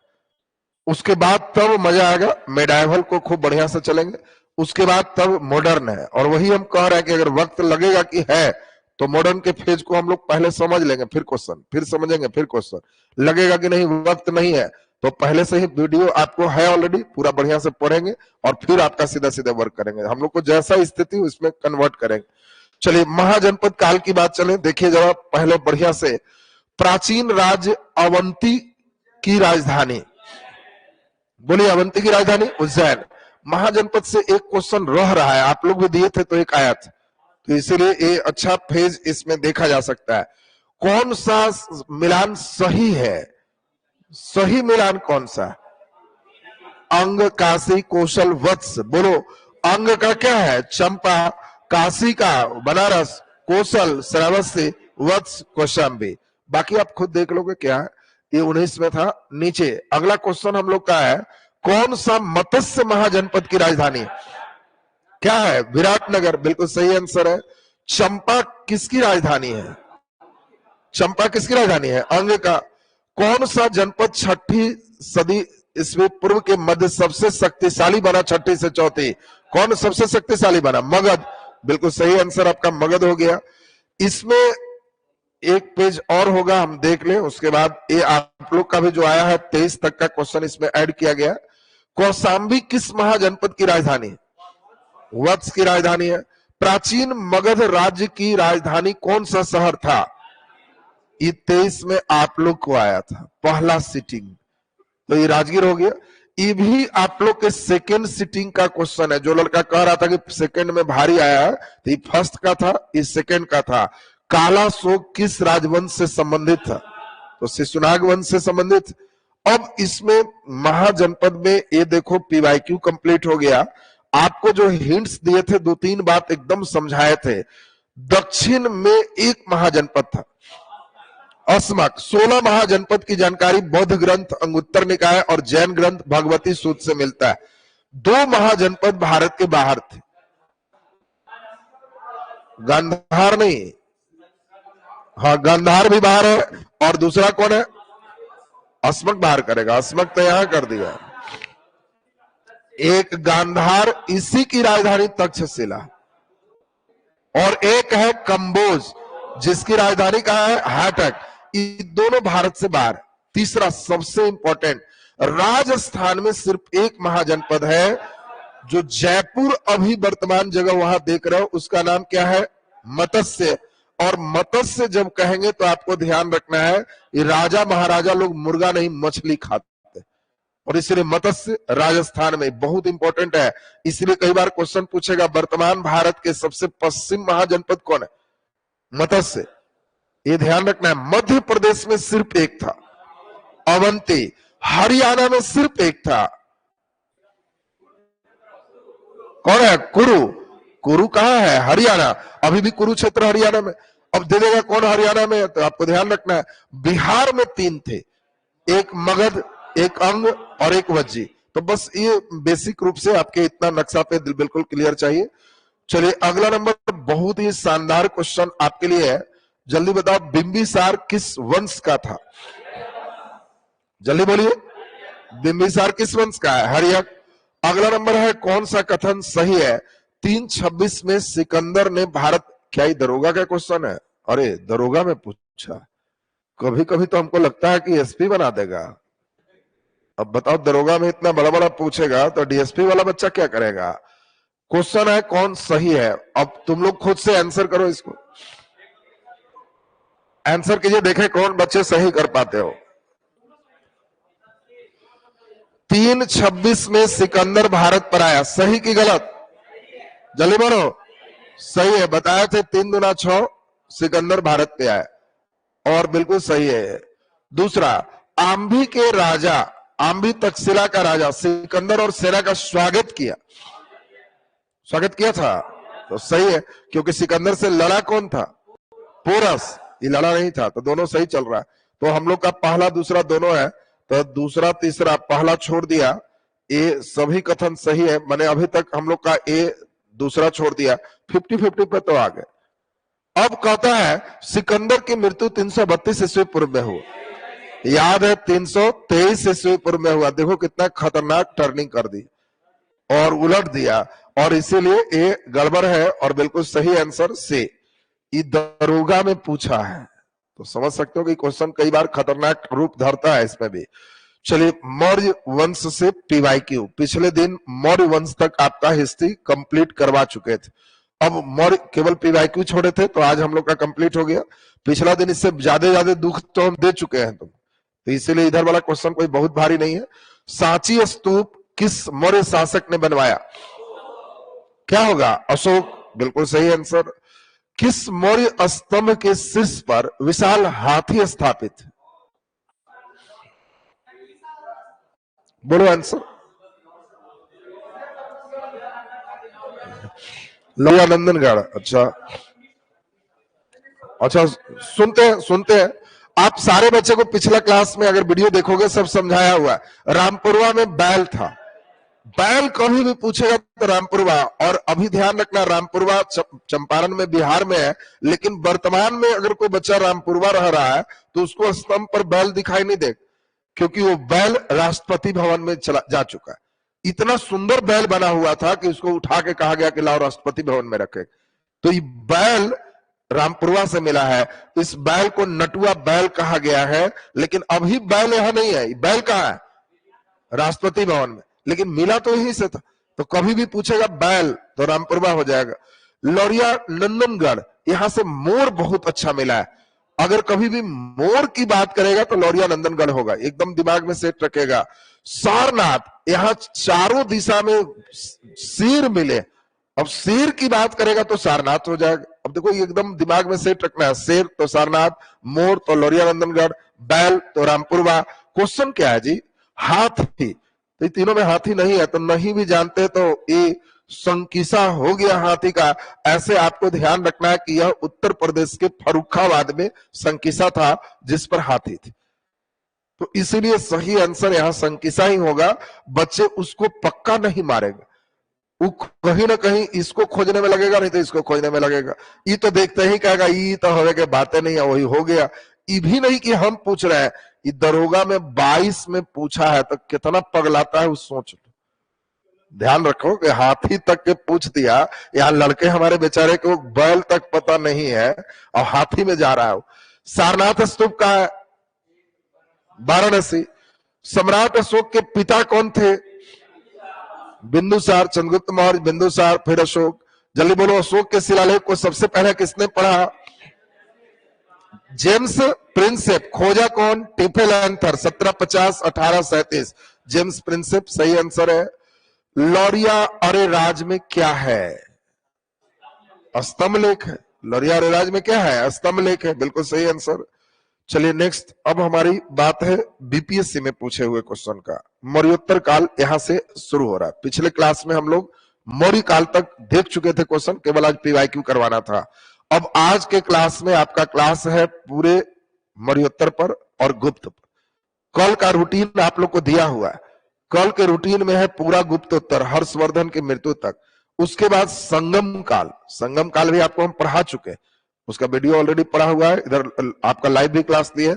संगम काल के बाद तब हमने दिया है आपको चालुक्य, चालुक्य के बाद तब दिया है पल्लव, और पल्लव के बाद दिया है चोल। बढ़िया से इतना देख के आना, चूंकि दक्षिण भारत में मूवमेंट है, तो उन सभी का वीडियो आपको ऑलरेडी मिलेगा। अच्छा, इसमें कितने बच्चे हो जिसको अभी तक जुड़ा नहीं है? वहां तो उठाओ जो जुड़ा नहीं है। नहीं मिल रहा वीडियो तुमको? मिल रहा है? अच्छा, और बाकी कितने बच्चों को मिल रहा है? वहां तो उठाओ। मिल रहा है जिसको? इसकी संख्या अधिक है।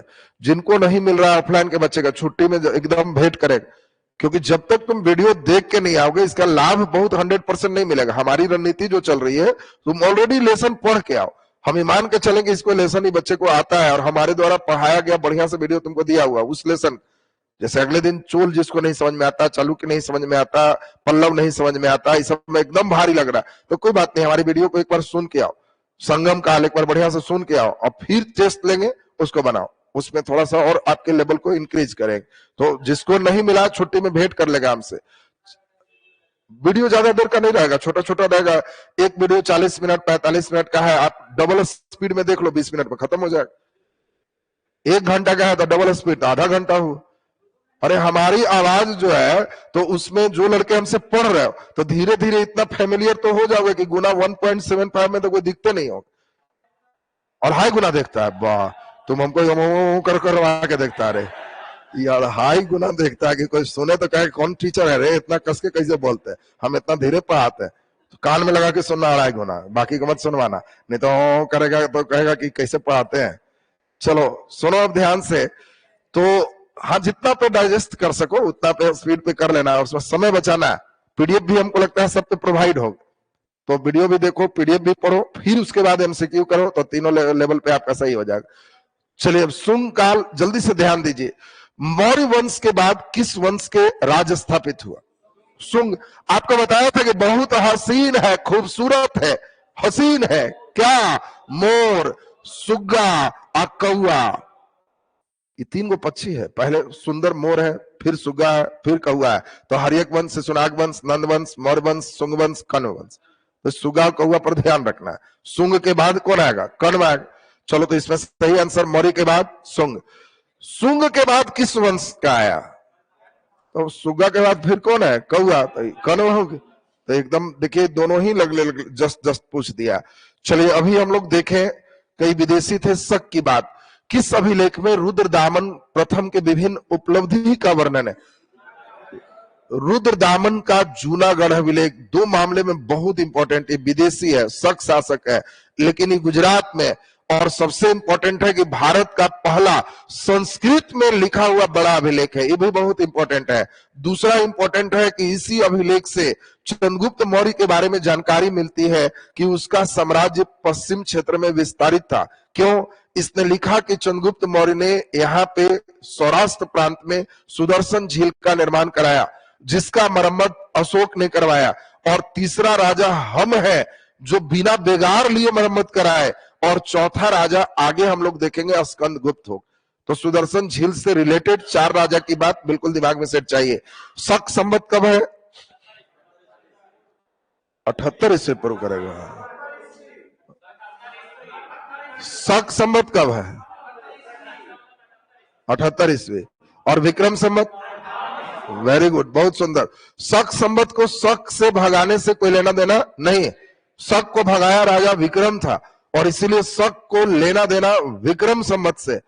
कोई लड़का शक संवत में गड़बड़ हो जाता है, और लड़के तो लड़के हैं बेचारे, जिस किताब से हम लिए हैं वो भी इसको शक के समझ के इसमें डाल दिया, जबकि शक नहीं है, एक कनिष्क है। तो वो भी सोचा कि शक लिखल है तो शक के वंश होगा, इस शक वंश में डाल दी। तो इसमें जबकि शक वंश नहीं है, विक्रम संवत होता तब शक वंश हो जाता। तो 78 ईस्वी होगा, उसमें पूर्व भी नहीं। और ये किसके राज्यारोहण पे है? कनिष्क के राज्यारोहण पे आपका मेन चला। चलो जल्दी से अब हम लोग देखें, बहुत ही बढ़िया क्वेश्चन है, बीपीएससी में सब पूछे हुए प्रश्न है। भारत में सोने के सिक्के किस शासक के द्वारा जारी किया गया?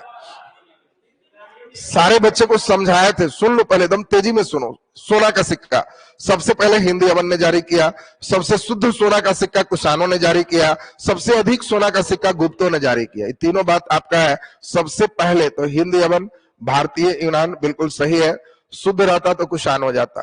कनिष्क के शासन काल में बौद्ध सभा किस नगर में हुआ? यानी चौथा, कश्मीर कुंडलवन। किसने सबसे पहले व्यापक पैमाने पर स्वर्ण मुद्रा का प्रचलन किया? बोलो जल्दी से। कौन होगा? हाँ, वेरी गुड। कुषाण वंश में विम कैटफिशेस सबसे पहले ये काफी व्यापक पैमाने पर सोने का सिक्के ये जारी किए। विम कैटफिशेस सही आंसर है कुजुल कैटफिशेस के बाद। अब बीपीएससी में सभी पूछे हुए क्वेश्चन हमारा चल रहा है गुप्त काल का। जल्दी से देखें, गुप्त वंश, तेजी में आंसर दोगे। इनमें से किसने पहली बार यह व्यवस्था की थी कि पृथ्वी अपने धुरी पर घूमने के कारण सूर्योदय और सूर्यास्त होता है? आर्यभट्ट। हून राजा तुर्मान किस अलौकिकार राजा द्वारा पराजित किया गया? आपको बताया था औलिकार का मतलब क्या होता है? मध्य प्रदेश। औलिकार का मतलब क्या था? मध्य प्रदेश। और ये आपको चल चुका है, आंसर बोलो। यशोवर्मन। ये औलिकार राजा का मतलब मध्य प्रदेश का क्षेत्र हुआ, यशोवर्मन। भागवत संप्रदाय के विकास में किसका देन अधिक है? तो बिल्कुल गुप्त काल के राजा हो जाएगा। किस शासक वंश ने मंदिर और ब्राह्मणों को सबसे अधिक दान दिया? यहां दोनों बात अच्छा है। सबसे पहले दान किसने दिया? सातवाहन। भूमि अनुदान सबसे पहले सातवाहन। सबसे ज्यादा भूमि अनुदान गुप्त। क्वेश्चन में पहले है कि ज्यादा है? सबसे अधिक, तो आंसर गुप्त हो जाएगा। सबसे पहले तो सातवाहन हो जाएगा। नगरों का क्रमिक पतन किस काल की विशेषता है? गुप्त काल का। गुप्त युग में भू राजस्व की दर क्या थी? छठा भाग। गुप्त सम्राट जिसने हूनों को पराजित किया, स्कंदगुप्त, और इसने शक्रादित्य की उपाधि धारण किया था। प्राचीन भारत का नेपोलियन किसे कहते हैं? समुद्रगुप्त को। भारत का नेपोलियन समुद्रगुप्त। नालंदा समुद्रगुप्त को किसने कहा था नेपोलियन? Vincent Smith. कौन सा पुस्तक? Early history of India. तो कभी कभी गहराई में भी जा सकता है। नालंदा विश्वविद्यालय के संस्थापक कुमारगुप्त। तो ये कुमारगुप्त सही आंसर हो गए। चलिए नेक्स्ट क्वेश्चन हम लोग चले। अगला प्रश्न की बारी है, एकदम फटाफट हम लोग चलते जाएं। फाहियान ने भारत की यात्रा किसके समय किया? चंद्रगुप्त द्वितीय। तो चंद्रगुप्त द्वितीय, चंद्रगुप्त द्वितीय चौथा नंबर। फाहियान किसके समय भारत आया? चंद्रगुप्त द्वितीय। समुद्रगुप्त के विजय का उल्लेख कहां है?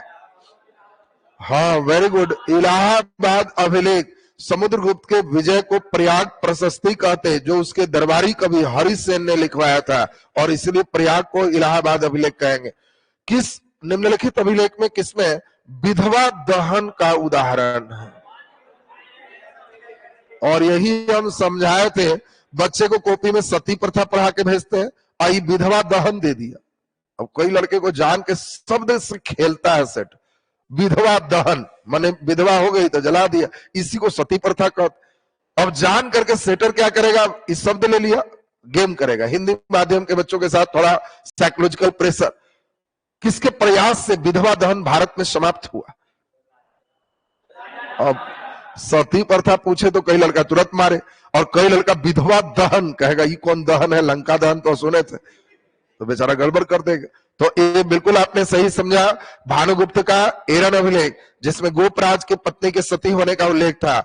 निम्नलिखित में कौन गुप्त काल में औषधि के क्षेत्र में सबसे ज्यादा काम किए? सुश्रुत। और आपको समझाया था कि सुश्रुत पहला डॉक्टर है जो शल्य चिकित्सक है। सर्जरी की शुरुआत भारत में अगर किसी ने किया तो सुश्रुत ने किया, और इसीलिए क्वेश्चन है शल्य चिकित्सा का जनक, तो सुश्रुत बिल्कुल सही आंसर हो जाएगा। निम्नलिखित में कौन सा बंदरगाह गुप्त काल में उत्तर भारतीय व्यापार के लिए प्रयोग हुए? ताम्रलिप्ति भी, भड़ौच भी, सही आंसर 5। ताम्रलिप्ति कहां था? पश्चिम बंगाल। तो एक कलिंग में मारना, उड़ीसा। भड़ौच कहां है? गुजरात। नालंदा विश्वविद्यालय के स्थापना का युग क्या है? गुप्त काल। नालंदा विश्वविद्यालय ज्ञान का महान केंद्र किसका था? बौद्ध धर्म। तो ये आपका यहाँ पे स्टेप हो गया। नेक्स्ट हम लोग देखें, अब ये हमारा पीवाईक्यू की जगह अब हमारा वाईक्यू शुरू है। अब यहां से क्वेश्चन का लेवल को इंक्रीज कर दिया गया। अब यहां से आंसर दे रहे हो का मतलब हम समझेंगे कि तुम्हारे पास बुद्धि ठीक है, सही में पढ़ के आए, और इतना लेवल जो लड़के चल रहा है तब बहुत अच्छा माना जाए। देखो हम लोग को करना क्या है, नीचे से चलेंगे। दरोगा जो अभी चल रहा था उसको चलेंगे। वर्तमान फेज डार्विन ने कहा विकासवादी सिद्धांत, तो हर पिछले साल से अगले साल क्वेश्चन का लेवल कठिन। तो ये नहीं कि पिछले साल के बना को हम लोग उसी पर खुश नहीं हो जाए, हम लोग उससे एक डिग्री बढ़े। आप लोग के लिए तो ये सब सिंगल सिंगल रख रहा है। बीपीएससी में एक बित्ता से नीचे हम क्वेश्चन नहीं चल रहा है। क्योंकि उसका फेज में थोड़ा सा इनहेंस किया है, तो छोटकन तो बन ही जाएगा। बड़ा बड़ा क्वेश्चन बनाने आ गया बच्चे को तो बीपीएससी भी कर लेगा। तुम लोग में एक बित्ता वाला का चांस कम है, छोटे छोटे वन लाइनर सही होना चाहिए। अब देखते हैं कितने बच्चे सही करते हो। अशोक के समकालीन विदेशी राजा तुर्मय कहां का शासक था? पहले एक दो बात समझा दें। अशोक के समय इसके पड़ोसी जो थे उसकी चर्चा अशोक के दूसरे शिलालेख में और अशोक के 13वें शिलालेख में किए गए हैं। दोनों बात ध्यान रखना। दूसरे शिलालेख संख्या में उसने दक्षिण के पड़ोसी केरलपूत, सत्यपूत, चोल, पांड सबका उल्लेख किया है। उसने 13वें शिलालेख में अपने उत्तर पूर्व के जितने भी हैं इन सभी के पड़ोसियों का उल्लेख किया है। उसी में नाम देख रहे हो, क्या नाम है? तुर्मे। इसी को टॉलमी कहते। और टॉलमी कहां का राजा था?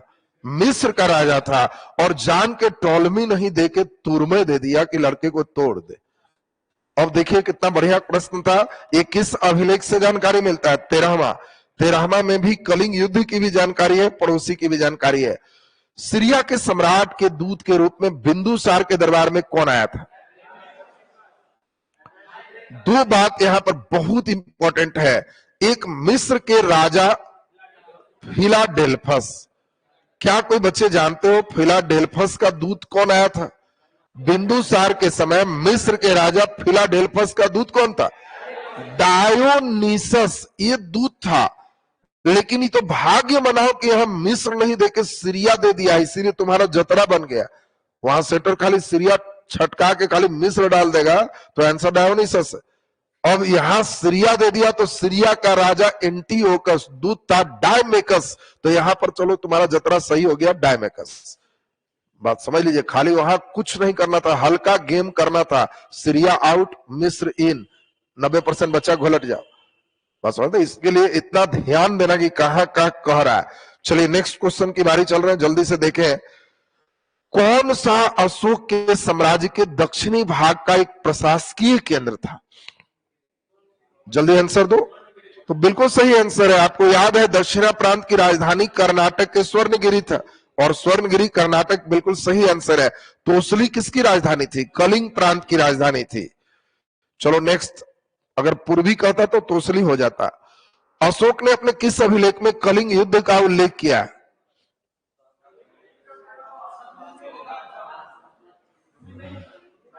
टाइम दिया जा रहा है, गलत नहीं होना चाहिए, समझ लो। शाबाश गरी, पक्का। ऑनलाइन वाले बच्चे को देख लेने दो। वाह, ये लोग तो बड़ा, अब लग रहा है हमको कि तुम लोग बड़ा सावधान है और सचमुच निकाल देगा। इतना होश में बैठेगा तो सही में रिजल्ट आ जाएगा, एकदम समझ। क्वेश्चन को अंतिम ट्विस्ट किया गया था, लेकिन आप लोगों ने उतना बढ़िया समझा। अशोक के किस अभिलेख में कलिंग युद्ध है? अशोक के 13वें शिलालेख में कलिंग युद्ध। और 13वां शिलालेख अगर चॉइस में है तो बिल्कुल सही आंसर है। नहीं, जगह दिया, जगह दिया है तो हम लोग मिलेंगे। रुकमनदेही, इसमें नेपाल कर व्यवस्था पर प्रकाश पड़ता है। जब कहेगा टैक्स तो कहना कि वो टैक्स के लिए रुको, क्यों?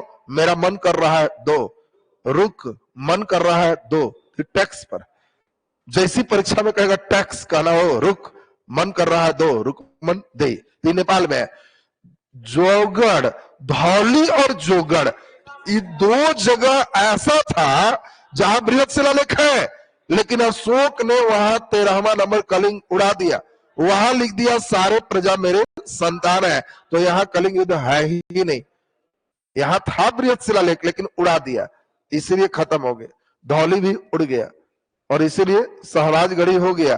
क्यों? याद होगा तुमको, सहबाजगढ़ी और मनसेहरा दो जगह भारत से बाहर थे। बाकी तुमको बताए थे उत्तराखंड में कालसी, गुजरात में गिरनार, महाराष्ट्र में शोपारा, ये सब जगहों पर 8 जगहों पर बृहद शिलालेख मिला है। उसी में कलिंग युद्ध का वर्णन है और सहबाजगढ़ी बिल्कुल सही आंसर है। जान करके देख रहा है कितना बदमाशी किया। शिल्प राजाज्ञा, राजा का आज्ञा, राजा का आज्ञा ही बृहद शिलालेख में था। लेकिन जो बच्चे इतना ध्यान नहीं देगा कतई मार ही नहीं सकता है। तो इसलिए हमने बताया कि इसमें इस लेवल पे बुद्धि ठीक चाहिए। देखें अगला क्वेश्चन, कितने बच्चे सही करते हो। मौर्योत्तर काल में भारतीय शासक वर्ग के किस वंश का वर्णन मिलता है? मौर्योत्तर काल, मौर्योत्तर काल, पल्लव, शुंग, शक, कुषाण, हमें लगता है कि एक ई दे देते हैं, इनमें सभी। इनमें सभी जरा सोचो तो, मौर्योत्तर तो तुम लोग पढ़े होगे, जल्दी से सोच के आंसर कर दो। ऑनलाइन वाले बच्चे भी बताओ, हम सबको देख रहे हैं। ऑनलाइन हर बच्चे शामिल जरूर होगा और लाइव में रहना। लाइव रहने से आप आंसर लिखोगे, कोई डाउट है तो उसको लिखोगे, एकदम हम लोग साथ साथ चलेंगे। और आपके लिए डेली हम खूब मेहनत करेंगे, 4 घंटा 5 घंटा, लेकिन खूब आपको मेहनत करना है और एकदम रिजल्ट तक पहुंचिए एकदम। चलिए बहुत ही बढ़िया, इसमें का 2-3 भाग में से बट गया। कितने बच्चे को लग रहा है सभी ई? नहीं। कितने को पल्लव लग रहा है? नहीं। सुंग लग रहा है? सुंग सभी बच्चे को लग रहा है सुंग। अच्छा तुम बताओ, पल्लव होगा? पल्लव होगा। एक बात हुआ, एक बात हुआ, गुड। तुमको क्या लग रहा है? सुंग लग रहा।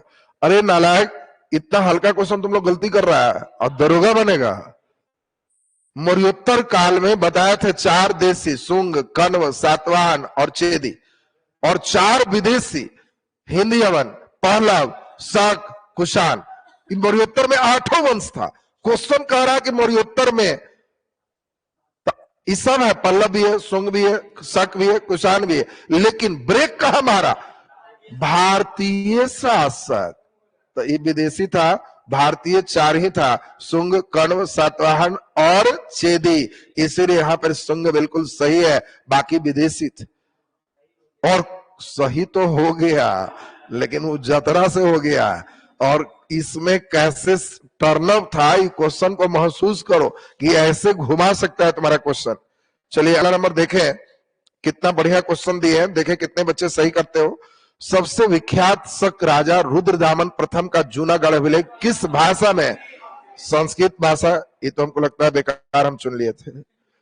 किस नरेश ने वर्ण संकर के प्रथा को समाप्त करने का दावा किया? जल्दी बोलिए आंसर।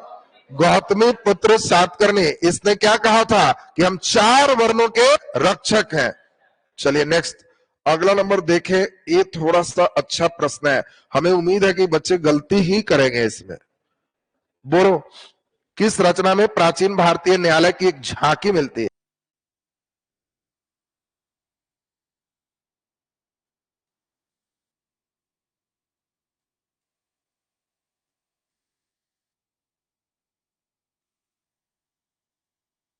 क्या क्वेश्चन देखा कैसे ट्विस्ट किया, एकदम स्पिन सीधा। अब सुनो पहले, मालविकाग्निमित्रम कालिदास ने लिखा, इसमें नायक कौन है, हीरो कौन है? अग्निमित्र। हीरोइन कौन है? मालविकाग। ये मालविकाग और अग्निमित्र के एक पूरे प्रेम कथा का उल्लेख है, तो इसमें कोई न्यायालय की बात नहीं है। मुद्रा राक्षस, विशाख दत्त, मौर्य काल कैसे बना उसके लिए पूरा वर्णन है। चंद्रगुप्त मौर्य शासक कैसे बना उसका नाटकीय उल्लेख मुद्रा राक्षस में। यानी चंद्रगुप्त मौर्य की कहानी अगर आएगी तो मुद्रा राक्षस पुस्तक होगा, इसमें भी कोई कानून नहीं है। मृक्षकटिकम, ये लेखक कौन है? शूद्रक। और शूद्रक में भी प्रेम कथा का वर्णन है, लेकिन इसमें पूरे उस समय के न्यायालय के साथ कैसे सजा मिलती। और बिल्कुल सही आंसर मृक्षकटिकम, ये सही आंसर हो गया। देखो अगला क्वेश्चन, कितने बच्चे सही करते हैं। गुप्त वंश का पहला शासक कौन था जिसने अपने आप को महाराजा धीराज कहा? बोलो। बिल्कुल सही, चंद्रगुप्त प्रथम, क्योंकि इसके पहले श्रीगुप्त और घटोत्कच ने सिर्फ महाराज कहा। महाराजा धीराज तो चंद्रगुप्त प्रथम 319 ईस्वी गुप्त संवत प्रारंभ किया था। चलिए पीवाईक्यू आ गया गुप्त काल का, दरोगा में पूछा हुआ क्वेश्चन। शुरू में ही इतना दुख हो गया है कि पीवाईक्यू में तो लोड नहीं पड़ेगा, जैसे पिछले दिन करवा दिए थे। जल्दी बोलो, प्राचीन नालंदा विश्वविद्यालय के संस्थापक कौन थे? कुमार गुप्त। दरोगा में आया है। गुप्तकालीन प्रथम गणितज्ञ और खगोल शास्त्री कौन थे?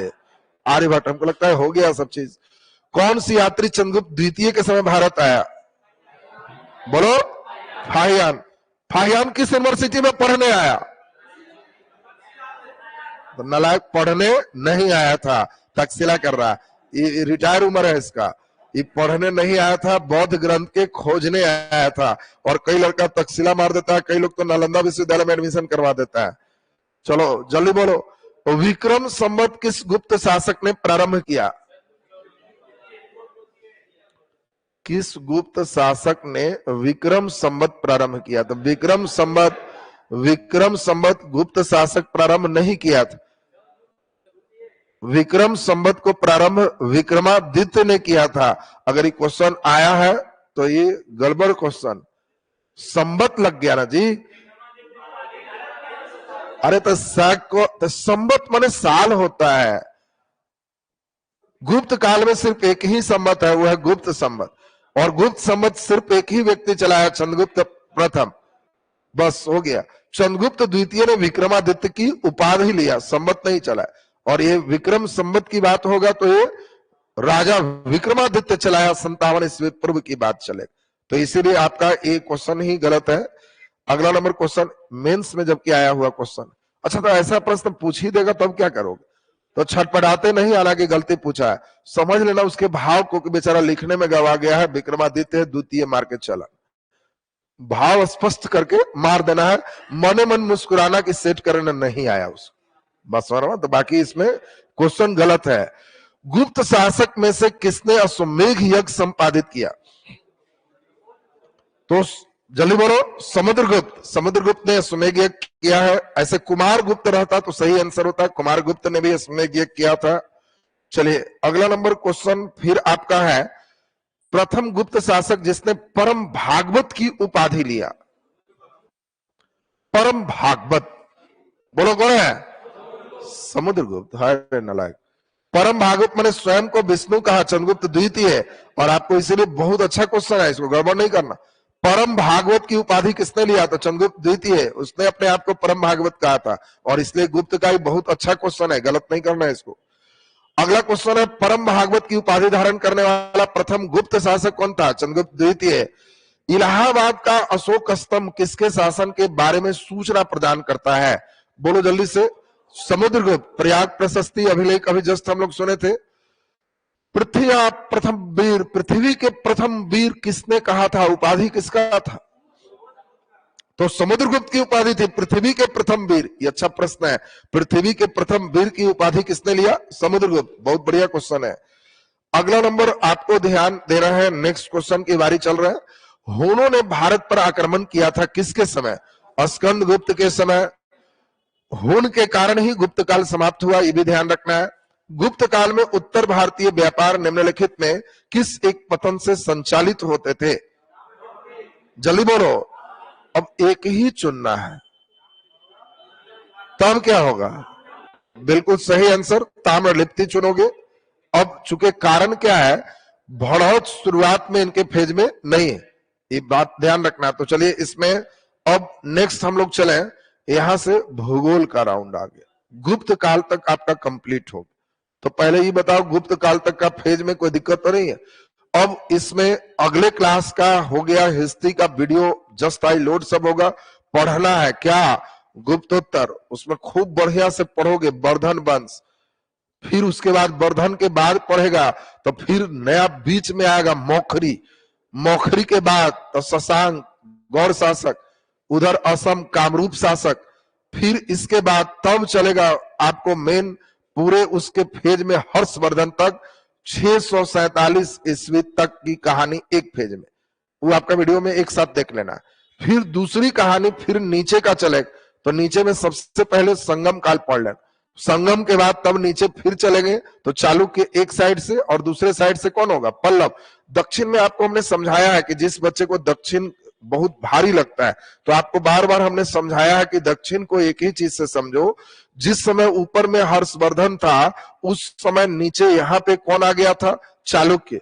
और चालुक्य की राजधानी कहाँ थी? बादामी। बादामी कहाँ था? कर्नाटका में। नीचे उसी समय इस साइड में आएंगे तो कौन था? पल्लव। पल्लव की राजधानी कहाँ थी? कांचीपुरम। कांचीपुरम कहाँ था? तमिलनाडु। और यही कांचीपुरम और बातापी, ये दोनों का नौटंकी देखें, ई मार के इसको कहेगा कांची जीते, कांची कोंड, कोंड माने विजेता, तो ई कहेगा कि ठहरो, पुलकेशिन द्वितीय के मार के उसके पीठ पर खून से उसका लिखेगा कि बातापी कोंड, कहेगा तुम कांची कोंड, तो लाओ तुम्हारे खून से हम लिखते हैं बातापी कोंड। तो फिर ये दोनों में भैंसे की लड़ाई शुरू हो जाएगी, इसी लड़ाई को दिलचस्प एकदम बढ़िया से सुनना है कि कौन कौन कुंड कहां बन रहा। यहां अब फिर धीरे धीरे फेज आएगा। पल्लव का ही चेला चटिया था और उसी का नाम था चोल। अब चोल जो है, नीचे राज चल रहे थे पांड्यराज। चोल कहा कि हुजूर हम आपके अंदर में है, तब पांड वाला क्षेत्र जी जीत ले थोड़ा सा। ये कहा कि हाँ मारो उसको, कोई दिक्कत नहीं है, हमको क्या दिक्कत। तो अब देखोगे कि इसने पांड्य के क्षेत्र ही जीत लिया और यहां से शुरू किया। फिर धीरे धीरे जब इसका बेटा आया तो कहा कि तो जी एकरो फिर घींचिए ना देते हैं, ये कहा के लिए रहेगा। और फिर इसी को घींच दिया तो ये पूरा हो गया। और फिर पांड्यराज की राजधानी कहां थी? मदुरई। अब फिर मदुरइयों को मार के जीता तो कहा मदुरई कोंड। अब फिर पूछेगा मदुरई कोंड कौन है? फिर चोल इतना पावरफुल हो गया कि में श्रीलंका इन्वॉल्व होना शुरू हुआ। कहा ठहरो बताते हैं, आधा श्रीलंका जीत गया। फिर धीरे धीरे इधर लक्षद्वीप, मालदीप, अभी जो देख रहा हूं मालदीप वाला कितना उल्टा पुल्टा कर रहा है, चोल तो अकेले ही सबको जीत लिया। इसके बाद तब राजेंद्र चोल की जब कहानी आएगी तो पूरा श्रीलंका जीत लिया कि आधा का है, कंप्लीट खत्म करो। फिर कहा कि तब ऊपर भी देख ले, पहला दक्षिण भारत का राजा है जिसने उत्तर गंगा तक पहुंचा और गंगई कोंड की उपाधि धारण किया और इसी के नाम से नीचे एक राजधानी बनाया, गंगई कोंड चोलपुरम। धीरे धीरे ही कहा कि इतने का है, ये सब इंडोनेशिया मलेशिया का है छोड़ दे, ये सब को जीता और इतना बेजोड़ शासन किया किनारे किनारे कि पूरे बंगाल के खाड़ी को अपने आंगन का झील बना लिया। ये इसका आंगना था, जब मन करे तो यहां, जब मन करे तो यहां, ये आंगन है इसका, जिसको आज हम लोग बंगाल की खाड़ी समझ। इसलिए क्वेश्चन पूछेगा सबसे ज्यादा नौसेना पर किसने ध्यान दी? चोल। इसको खाली नौसेना ही चाहिए। अब इस पूरे चोल की कहानी जब चलेगी तो उस समय पैरेलल में, उस समय इधर की अगर बात करेंगे तो चालुक्य के जस्ट बाद बोलो कौन आ जाएगा? राष्ट्रकूट। और इसीलिए पूछेगा राष्ट्रकूट किसका संबंध था? चालुक्य का। अब देखो इधर से आएगा राष्ट्रकूट, इधर से कौन आया? चोल। फिर तब ऊपर की कहानी चलेगा तो यहां बिहार में पाल, फिर इस साइड में जब चलेंगे तो प्रतिहार और फिर त्रिपक्षीय संघर्ष करके आगे बढ़ेगा। तो कल के क्लास में वो सब छोड़ दिए, खाली 3 पढ़ना है, चालुक्य, पल्लव और चोल, बस इतने। फिर उसके बाद त्रिपक्षीय के साथ फिर वो आगे बढ़ेगा। तो वो कहानी जब पढ़ोगे ना तो इंटरेस्ट आ जाएगा। तो चलिए अब हम लोग यहां से चलते हैं भूगोल के फेज में। तो भूगोल का फेज सुन लीजिए। भूगोल में आज केवल अक्षांश देशांतर है, तो हम बेसिक क्लियर कर ले। अंतरराष्ट्रीय दिनांक रेखा खींची जाती है, जल्दी बोलो। अफ्रीका से होकर, एशिया से होकर, प्रशांत महासागर से होकर, अटलांटिक महासागर से होकर। 2 बात समझा दे बिल्कुल। देखो 2 बात है, एक है दिनांक रेखा जिसको तिथि रेखा कहते, और एक है समय रेखा। दोनों लाइन में अंतर है। अगर हम 0 डिग्री देशांतर की बात करेंगे तो यह इंग्लैंड के ग्रीनविच से गुजरता है, और इंग्लैंड के ग्रीनविच से जो गुजरता है इसको हम लोग कहते हैं कि ये हमारा अंतरराष्ट्रीय समय रेखा है, 0 डिग्री देशांतर। अगर हम आपको अंतरराष्ट्रीय तिथि रेखा कहें तो यह 180 डिग्री देशांतर। बोलो 180 डिग्री ईस्ट की वेस्ट? तो ईस्ट कहो चाहे वेस्ट कहो एक के लाइन है, तो इसलिए कई लड़का ईस्ट और वेस्ट के फेर में मत रहना, दोनों एक ही लाइन। और यह हमारा तिथि रेखा प्रशांत महासागर से गुजारा जाता है। तो बिल्कुल सही आंसर यहाँ कौन हो गया? प्रशांत महासागर। नेक्स्ट क्वेश्चन, अगला नंबर आपका क्या है, जल्दी से पढ़िए। काहिरा का समय, मिस्र में काहिरा है, उस सब हम लोग को मतलब ज्यादा नहीं है। काहिरा का समय ग्रीनविच से 2 घंटा आगे। तो आपको ध्यान रखना है, आगे हमेशा ईस्ट होता है और पीछे हमेशा वेस्ट होता है। तो अब 2 घंटा आगे, तो आप सारे बच्चे को मालूम है कि इसमें 1 डिग्री बराबर 4 मिनट। ये एकदम दिमाग में सेट रखना है, 1 डिग्री बराबर 4 मिनट। बोलो 2 घंटा का मतलब क्या हुआ? 120 मिनट। 120 मिनट का मतलब कितना डिग्री? 30 डिग्री। तो 30 डिग्री आगे है तो ईस्ट होगा, 30 डिग्री पूर्वी देशांत। क्लियर हो गया सबका ना?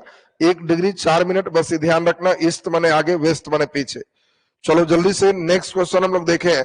कौन सा देशांतर प्रधान यामी उत्तर के साथ मिलकर ग्लोब पर बृहद वृत्त का निर्माण करता है? अगर इसका आंसर बता दिया तो समझेंगे भूगोल में सही में अक्षांश देशांतर पढ़े हो।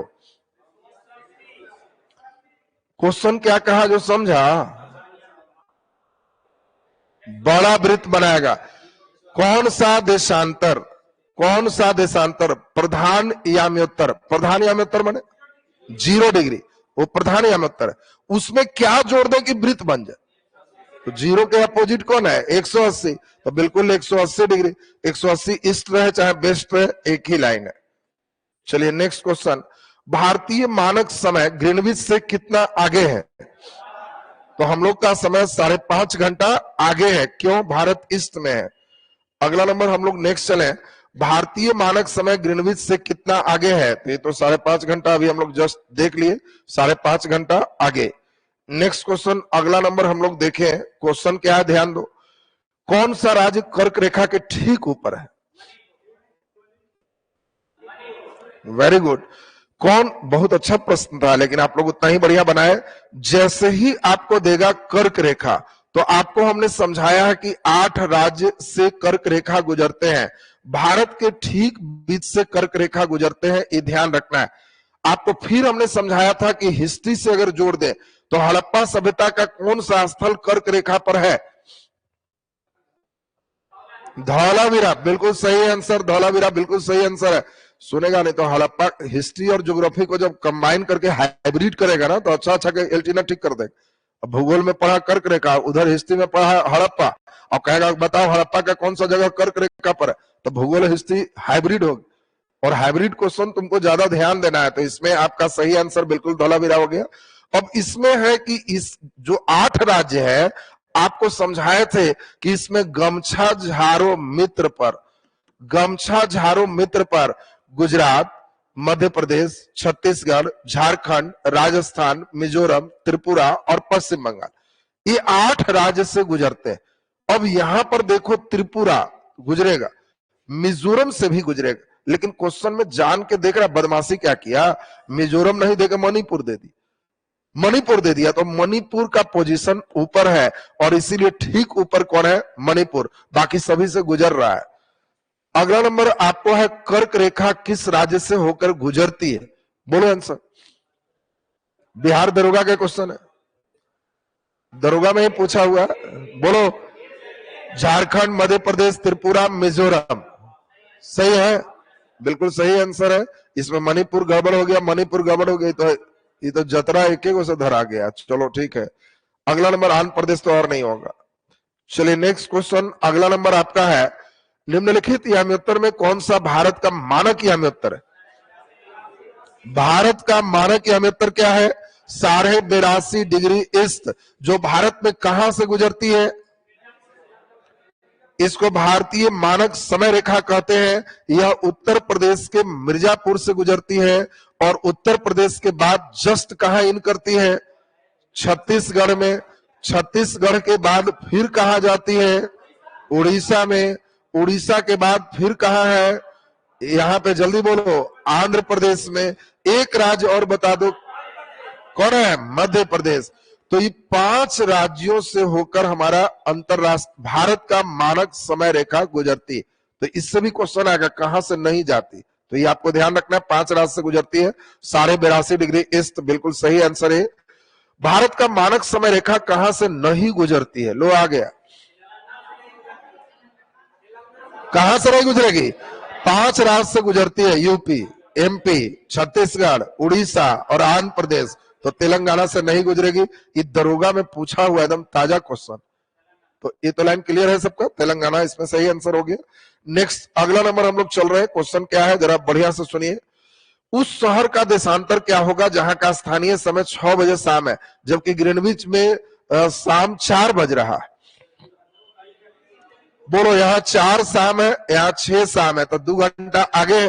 2 घंटा आगे है का मतलब 30 डिग्री ईस्ट है, और 30 डिग्री ईस्ट है, बिल्कुल ये सही आंसर। क्लियर है ना सबका? नेक्स्ट अगला क्वेश्चन, निम्नलिखित याम्योत्तर में कौन सा भारत का मानक समय याम्योत्तर है? 82.5 डिग्री ईस्ट। ये भी दरोगा में आपका पूछा हुआ प्रश्न था। चलिए अगला नंबर क्वेश्चन चल रहा है, जल्दी बताओ। भारत की अक्षांश और देशांतर स्थिति, तो 8 डिग्री 4 मिनट ईस्ट की नॉर्थ, नॉर्थ से 37 degree 6 minute north. North north होगा, साउथ नॉर्थ नहीं होगा, नॉर्थ नॉर्थ, ईस्ट वेस्ट, सी होगा रे नहीं, ईस्ट ईस्ट, और सही आंसर सी बिल्कुल सही आंसर है। तो देशांतर में ईस्ट ईस्ट और अक्षांश में नॉर्थ नॉर्थ। भारत का क्षेत्रफल संसार का 2.2 है जनसंख्या में। हाँ, तो एक जिस समय पूछा था 39वीं में, तब उस समय 16 रहा होगा। अभी हम लोग का लगभग 18 पे पहुंच जाओ, 17.7 पे पहुंच गए, तो 18 पे पहुंच जाइए। ये बहुत, हाँ 17.5 है, चॉइस में नहीं है तो टपा ही देंगे। भारत का बात है, थोड़ा बढ़ा के चलो। भारत की तट रेखा कितनी लंबी है, कितना होगा जी? 6100। अगर हम लोग द्वीपीय वाला मिला देंगे तो 1416, तो 7516.6। तो ये द्वीपीय इसमें नहीं है, इसलिए 6100 सही आंसर हो गया। चलो जल्दी से, मध्य प्रदेश से किस जिले से भारतीय मानक समय रेखा गुजरती है? बड़ा भारी क्वेश्चन पूछ दिया। जबलपुर, नालायक इसीलिए पूछता है राजधानी कौन कर्क रेखा के नजदीक है, तो आंसर भोपाल और रांची, इसीलिए पूछता है। सुन लो, ये क्वेश्चन ही नहीं समझना एमपी स्पेशल का कोई क्वेश्चन, वो खाली जान करके इसीलिए पूछता है कि बच्चे ये क्वेश्चन तुमको जान के देगा कौन सी राजधानी कर्क रेखा से दूर है, वो मैं रांची दे देगा, भोपाल दे देगा, पटना दे देगा, तो पटना दूर है। तो ये एकदम ध्यान देना, ये क्वेश्चन कोई भारी नहीं था, केवल ध्यान रखना है कि पूछा हुआ बीपीएससी का है, तो एक शानदार क्वेश्चन इसको रखो।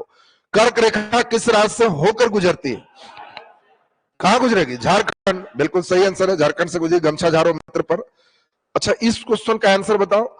समुद्र तल पर पृथ्वी के केंद्र के सबसे निकट स्थान कौन है? क्वेश्चन क्या है जी? समुद्र तल पर पृथ्वी के केंद्र से सबसे निकट स्थान कौन है? उत्तरी ध्रुव की कर्क रेखा, मकर रेखा, भूमध्य रेखा? केंद्र से सबसे निकट कौन है?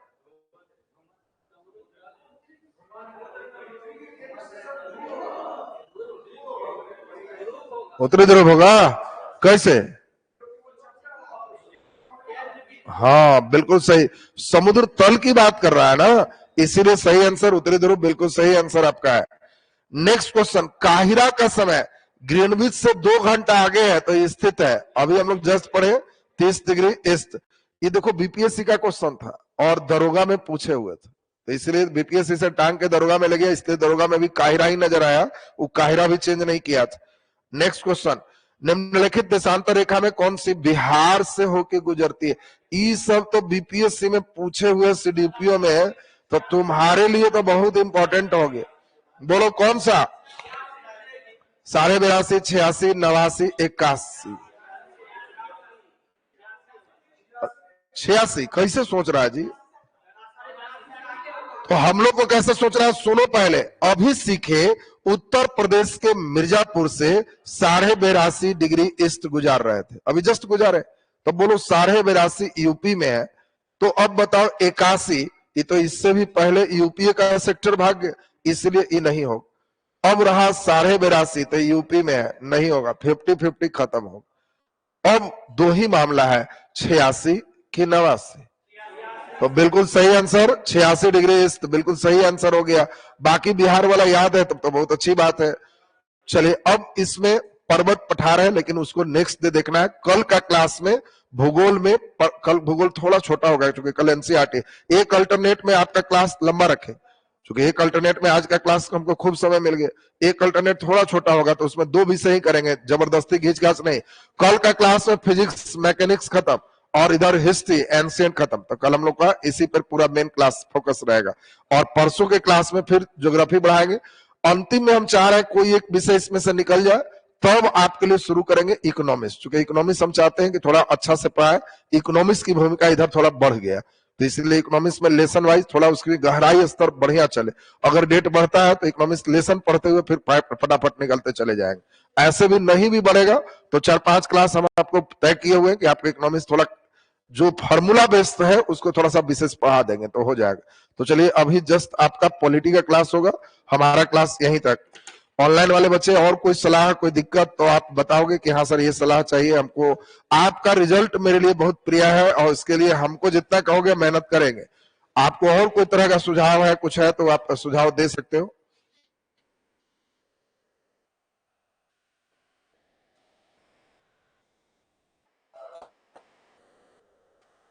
2 घंटे क्लास लें तो लगभग 2 घंटे तो आज हो ही गया। इतना देर तक पचहत्तर रहेगा तो सही है। आचार संहिता के कारण एग्जाम को कोई लेना देना नहीं रहता। नई बहाली आचार संहिता में नहीं निकलती है, पुरानी बहाली को लिया जा सकता है। संडे को भी क्लास होगा, कोई दिन बंद उन नहीं है आपका। बंद किसी दिन नहीं है, सैटरडे संडे सब चीज होगा। मेरिट नहीं बन रहा है हर बार, इस बार बन जाएगा। केवल जैसे बता रहे हैं बस आप हमारे अनुसार से चलिए, इस बार मेरिट में नहीं छटिएगा।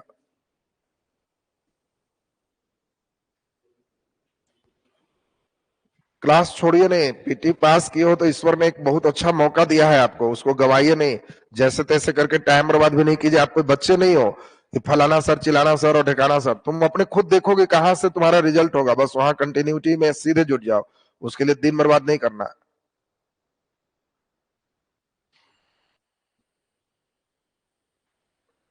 चलिए पीडीएफ भी हम डाल देते हैं, हो जाएगा।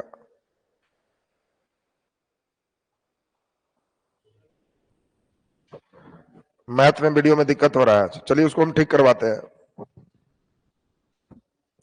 थोड़ा जॉब में 10 जो ड्यूटी पे है थोड़ा छूट रहा है तो आपकी मजबूरी समझ रहे हैं, लेकिन जब डेट आ जाएगा तो 15 दिन का कोई बात नहीं, पेमेंट कटवा देना, लेकिन 15 दिन एकदम ईमानदारी से थोड़ा सा जुट जाओ।